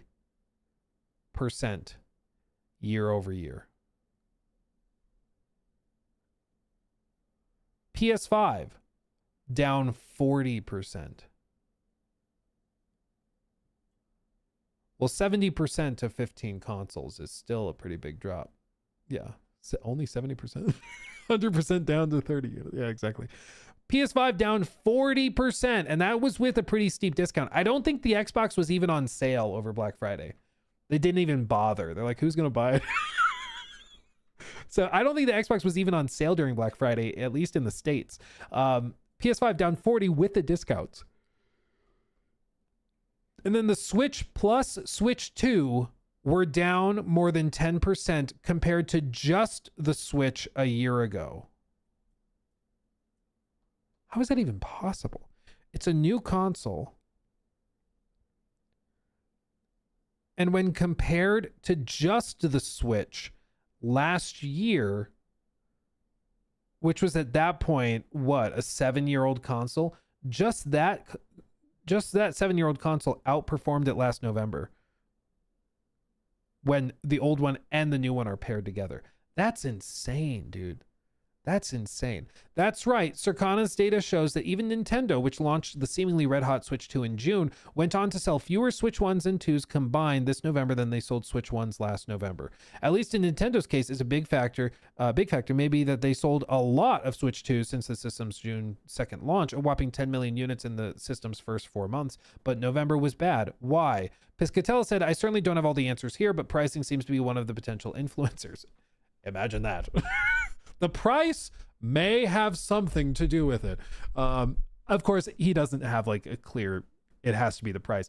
We can say that because we're offering our opinions. He's trying to be more analytical with it. But I think the price up certainly has something to do with it. We've seen over the last handful of years, companies raising prices, get greedier and greedier and greedier. And a lot of people have just gone along with it. They put it on a credit card. They don't think about it, whatever. You've seen it with phone manufacturers. Apple's done it. Samsung's done it. I mean, everybody's done it.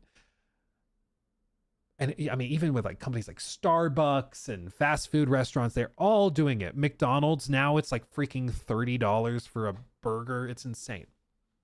So, but people have gone along with it until the last like 6 months. And now, especially in the gaming industry, it seems like this is where like the shoe drops and it's like, oh my God. Klarna, yeah, the payments are all coming due. The average price of a console from the big three this November was $439, some 11% higher than a year ago. With price, however, there's also some added nuance thanks in part to price promotions. PS5 was not actually more expensive this November versus last year. That's true. It was discounted, so it was actually cheaper this year than it was last year. But Xbox Series consoles were 30% more expensive, and Nintendo Switch and Switch 2 console prices were up 70%. Due to the newer device's higher price. Piscatella noted that one piece of gaming hardware that wasn't down from last November, that's the Next Playground, a box for motion-controlled games that was so hot this Black Friday that Circana said it outsold the Xbox, and it's a $250 console. I hadn't heard of this thing, but apparently this thing outsold all Xboxes. All of them. That's crazy. I've never heard of it, and I do this for a living. Like, what? What? What are we doing? What are we doing, fam? You know? Wave says the real reason why consoles are not selling is because they have no good games, exclusive games. It's not worth buying a console nowadays, to be fair. I mean, ultimately, I think it's pretty clear. If you have a Breath of the Wild, people will buy your console to play Breath of the Wild. But if you have a game that's like a solid 8 out of 10 or 8.5 out of 10, it's just not enough to get them to go out and spend hundreds when they're struggling to pay rent elsewhere, you know? They have lots of good games on the consoles, but apparently it's not enough for people to forego paying rent. Yeah, which they're already struggling with. A year of sticker shock. It's been a costly year to go shopping for a video game console. In October, GameFile noted that Nintendo, Sony, and Microsoft had just issued 8 price hikes in 6 months, including 2 increases from Xbox Series hardware and 1 for the OG Switch. These increases followed the Trump administration's April announcement of tariffs on China and Vietnam, where many game consoles are manufactured. Tariffs were stiffer on China than Vietnam, causing rapid manufacturing shift to the latter country, according to a richly detailed Bloomberg report. I bolded this part for this added mortification. Okay. China's once dominant share of of US video game console imports fell from 86% in 2024 to less than 5% in May after Trump levied particularly punishing tariffs on the country. While electronics like smartphones were exempted from Trump's 2025 levies, Game equipment was not so lucky. In May, importers of Chinese-made video game consoles were hit with an average tariff rate of 88%, which later dropped to about 30%. Meanwhile, tariff rates on Vietnamese imports hovered around 10% or less. In all, the U.S. government estimates that it earned at least $325 million in tariffs on consoles and similar goods between February and August. Even with the shift of manufacturing to Vietnam, console makers are facing other pressures that could keep prices high for console customers. A late-year rise in cost of memory chips has sent Nintendo stock tumbling as investors fear the slimmer profit margins and analysts anticipate price hikes on electronics beyond gaming. Yeah. I mean, also paired with this is the other piece of it I wanted to discuss. NVIDIA has already clarified, as Nick Tech says here, NVIDIA is cutting gaming GPU production 30 to 40% in 2026. This means AMD has a perfect opportunity to gain market share as NVIDIA GPUs will skyrocket in price, and AMD GPUs could sell way more GPUs if they keep the prices at MSRP. But we all know AMD never misses an opportunity to miss an opportunity. And I have a feeling AMD will still capitalize on this in the worst way possible. Yeah, they'll see NVIDIA raising prices and they'll raise theirs too. But this is what, this is such a big deal. I don't know how to describe it. Cutting GPU production does what? When there's less supply, but the demand largely stays the same, what will happen? Prices skyrocket. When that pairs with other things like the DRAM shortage, and they're cutting production, all of these companies, because AI and data centers and stuff can buy more for more. So why sell it to a gamer for $120 when you can sell it to a data center for $400? So then you charge gamers $450, and if they buy it, great. If they don't, who cares? And I think that this just is going to compound. So realistically, next year, building a console, building a PC, upgrading your GPU, if it's an NVIDIA one, AMD probably follows suit and raises prices, but upgrading an NVIDIA GPU, all of it is going to be significantly more expensive. We're talking 30, 40, 50%. In some cases, Samsung just raised the price of their memory that they're charging to people as much as double of what the initial price was. Like, it's hard to explain just how much things are going to skyrocket in price in the next 12 months. It's going to be insane. And this is precisely at a time where we can see the higher this goes, the less people are buying. And so I think the prices are going to continue to go up. And the sales are going to continue to plummet. This would be the most interesting thing, is if the whole point, like the goal for a lot of these companies has been wait for GTA 6, because GTA 6 comes out, all these people will buy a console just to play GTA 6, and then they'll buy some of our other games and accessories that'll help us. It'll be the water that raises all ships, the tide that raises all ships. But if this gets as bad as it looks like at some point there's a scoff price. At some point, even for GTA 6, there's a price at which people are like, I still have a PS4. What do you mean the PS5 is now $950? What do you mean? I'm not doing that. I'll just build a PC. Wait, what do you mean a PC is now $2,000 for a mid-range one? Because RAM is $900 for 16 gigs. Like, what do you mean? But that's basically where we're headed. Like, it's all an absolute disaster. It's not great. It's not great at all. Not great at all. It's market manipulation. It's what happens when all investors around the world are convinced that one thing is going to save the global economy, and that's AI. And so they put every dollar they have into it, which inflates the pricing of everything involved with it, because inflationary pressures are basically generated by too many dollars chasing too few goods. And right now we have too few goods, but we have a lot of dollars. And it's all from like institutional investors and stuff. Will the Switch 2 go up much? I think everything will. because all memory, all DRAM, like all of these components that we're discussing that are used in every electronics device, whether it be a cell phone, whether it be a tablet, a gaming PC, a console, whatever, all of those devices rely on the same basic components. And all of those components are going up 30, 40, 50% or doubling in some cases. And it's like, okay, well then what's the fix? I don't think there is a fix. Like, we can say they just have to cut costs. Okay, well, guess what Apple's going to do? Apple's going to cut the amount of RAM that your phone comes with in half. And then they'll tell you that it's to save power. It's a feature.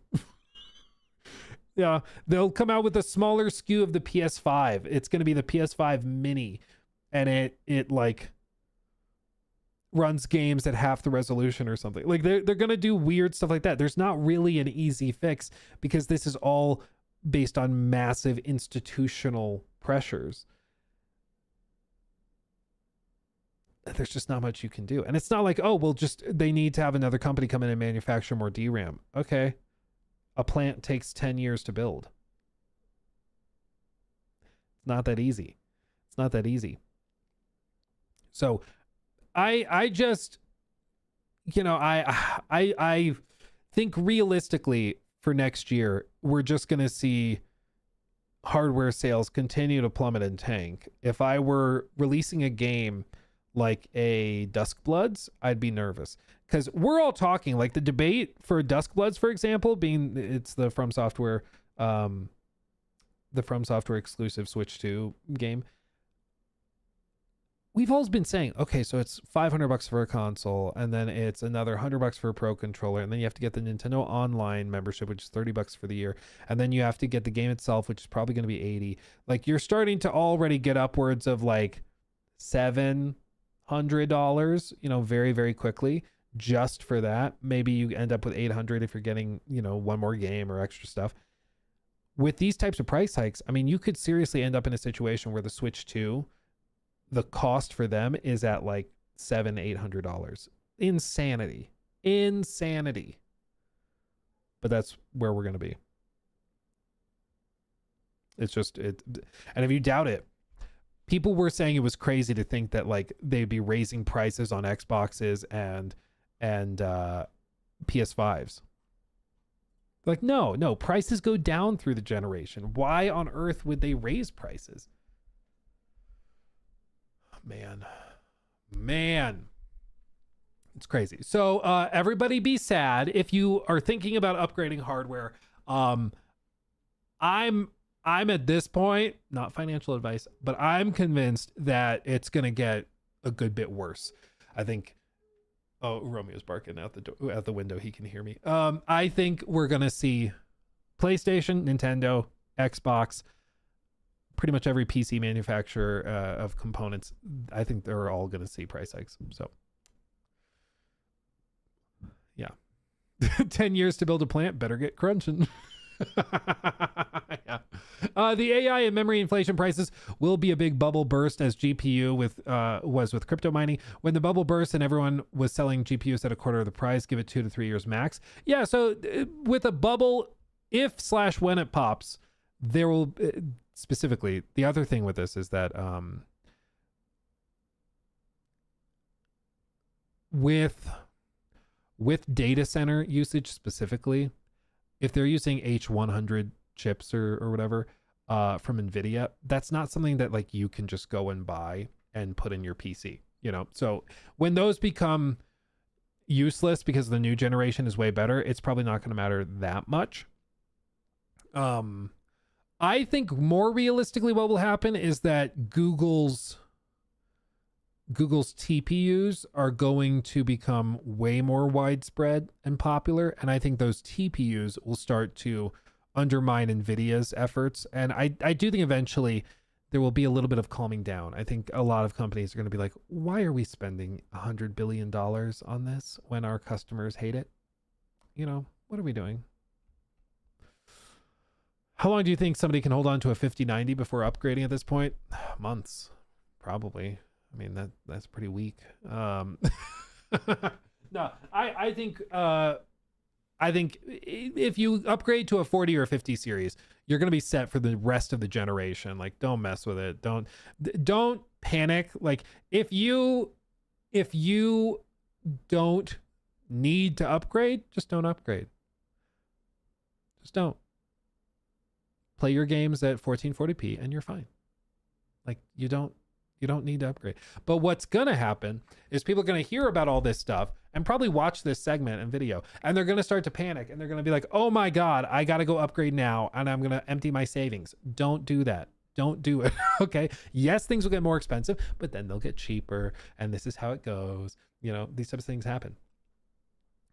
It is true. The comparison to the Bitcoin mining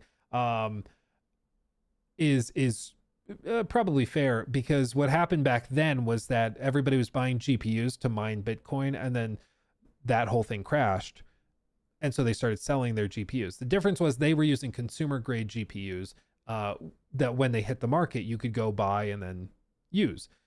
They were pretty heavily utilized at that point. They had been under load pretty heavily for, a year straight, but you could go pick one up and it was fine. With this, the GPUs that are being bought are not ones you'd use for gaming. I mean, these are like $50,000 GPUs. I mean, they're crazy. So when if a bubble pops and those hit the market, they'd still be very expensive and they wouldn't be good for what you're using them for. And that's why this is different, is that it's institutional. It's not retail. It's a different thing. Because what's happening, and the reason all these prices will go up, is not because everybody's swarming the market, buying up all of the GPUs, all the memory, all the RAM sticks. That's not what's happening.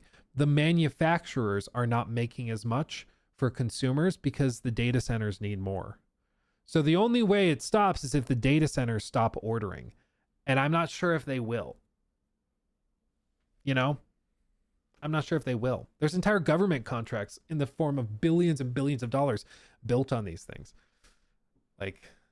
And the other piece of it, for the AI bubble to pop, when it pops, there's probably going to be a lot of other very serious, probably more concerning things going on that will be a much bigger deal than and buying a GPU will be pretty low on your priority list,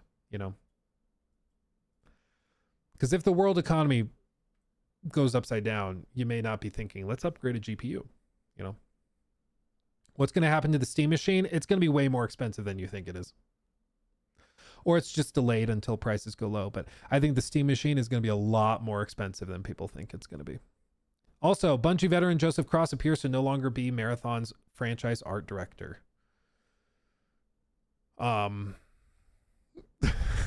Sorry.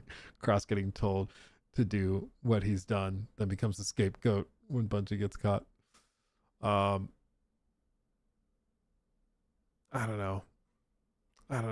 I think what they've done in the video, he wasn't the one on the video as art director, but I think what he's done is he's just moved behind the scenes and he's just not going to be in front of the camera as much, which I think is fair.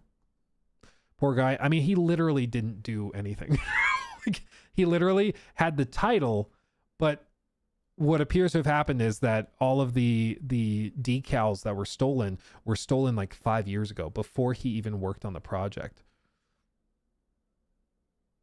It does legitimately suck. And then the executives of Bungie forced him to go on camera as a weird humiliation ritual. It was really bizarre.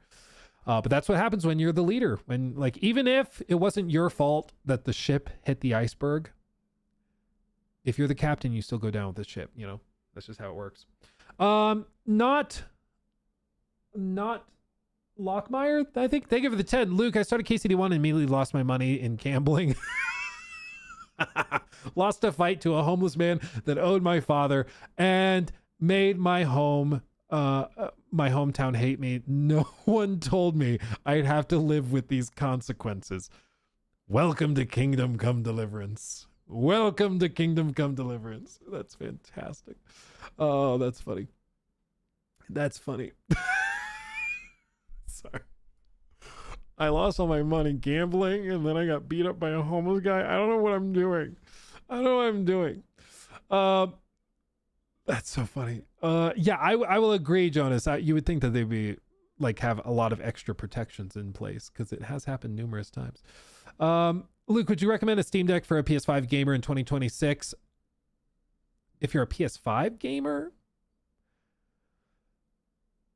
you're probably used to more AAA stuff. I'd look into like the Legion Go or the ROG Ally. They're a little more powerful. The Steam Deck is fantastic, don't get me wrong, but it's a little bit weaker.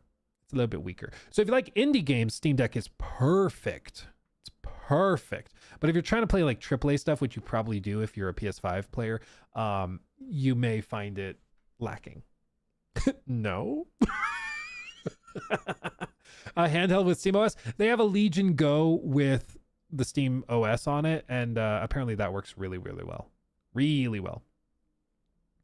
The backlog looking really nice right now. Yeah, literally, for real, dude. Walter, thank you for the 5. Can't wait to ask ChatGPT to play video games for me in text format. Yeah, because there's no GPUs. That's what you have to do. Thank you for the super chat. PS5 Pro was for the nerds and tech bros, but I guess having early test for PSSR was a good step for next gen. I mean, it wasn't even that. It was checkerboarded. It wasn't even like, because the super sampling tech is apparently a very different thing than what they did with the PS4 Pro, which was checkerboarded upscaling, which uses a much simpler algorithm. But yeah, Pisser Tech, you gotta love it. The great Dub, thank you for that. The great Dub. Thank you. Is there any need to play KCD 1 before 2? I picked up 2 on sale recently, and I'm wanting to start this up. They do have a story recap. I'm biased because I love those games. I'd recommend playing through the first one straight into the second, because it picks up literally right as the first one leaves off. So yeah, I agree with Jess. You don't have to, but I would heavily recommend it. Yeah. And it'll make you appreciate the improvements way more when you see it, because you're like, oh my God, they fixed this. It's going to be great. Let's see, my man, you've got to try the alpha for Warhammer Dark Heresy and give your thoughts. I have it installed, baby. I have it installed. I haven't booted it up yet. I got it installed yesterday, and then my power went out for like 6 hours, 7 hours, whatever it was. So, I haven't gotten to play it, but I have it installed. You better believe I will. Also, if the high grade debate is still relevant. Oh, I read that one already. Okay, I think I'm caught up. There. Twisted Oak, thank you. Golly, thank you guys for the subs over there. Yeah, Twisted Oak Music subbed with Prime. Thank you, my friend. Night Warden got a 3-stream streak. That's kind of cool. I wish YouTube had that too. Love the streams. I'm recently new to your content, and the first stream I watched was the Game Awards. Also, I'm looking at the countdown sale on Xbox, and the Fallout 4 Anniversary Edition is currently on sale at 38 or 35% off, with the low price of $38.99. Game's 10 years old, by the way. Thanks, Todd. Love that for us. Thanks, Todd. Don't worry, they're going to do the same thing with Starfield. It's going to be fine. But it's going to have paid mods. You all like mods, don't you? You'll like mods. They fixed the game. Oh, there's a Steam sale starting tonight. Don't tell me that. That's the last thing I need right now. There goes my money. There it goes. Dude, my backlog is insane. You have no idea. It's a problem, frankly. Here I am asking for help. This is a cry for help.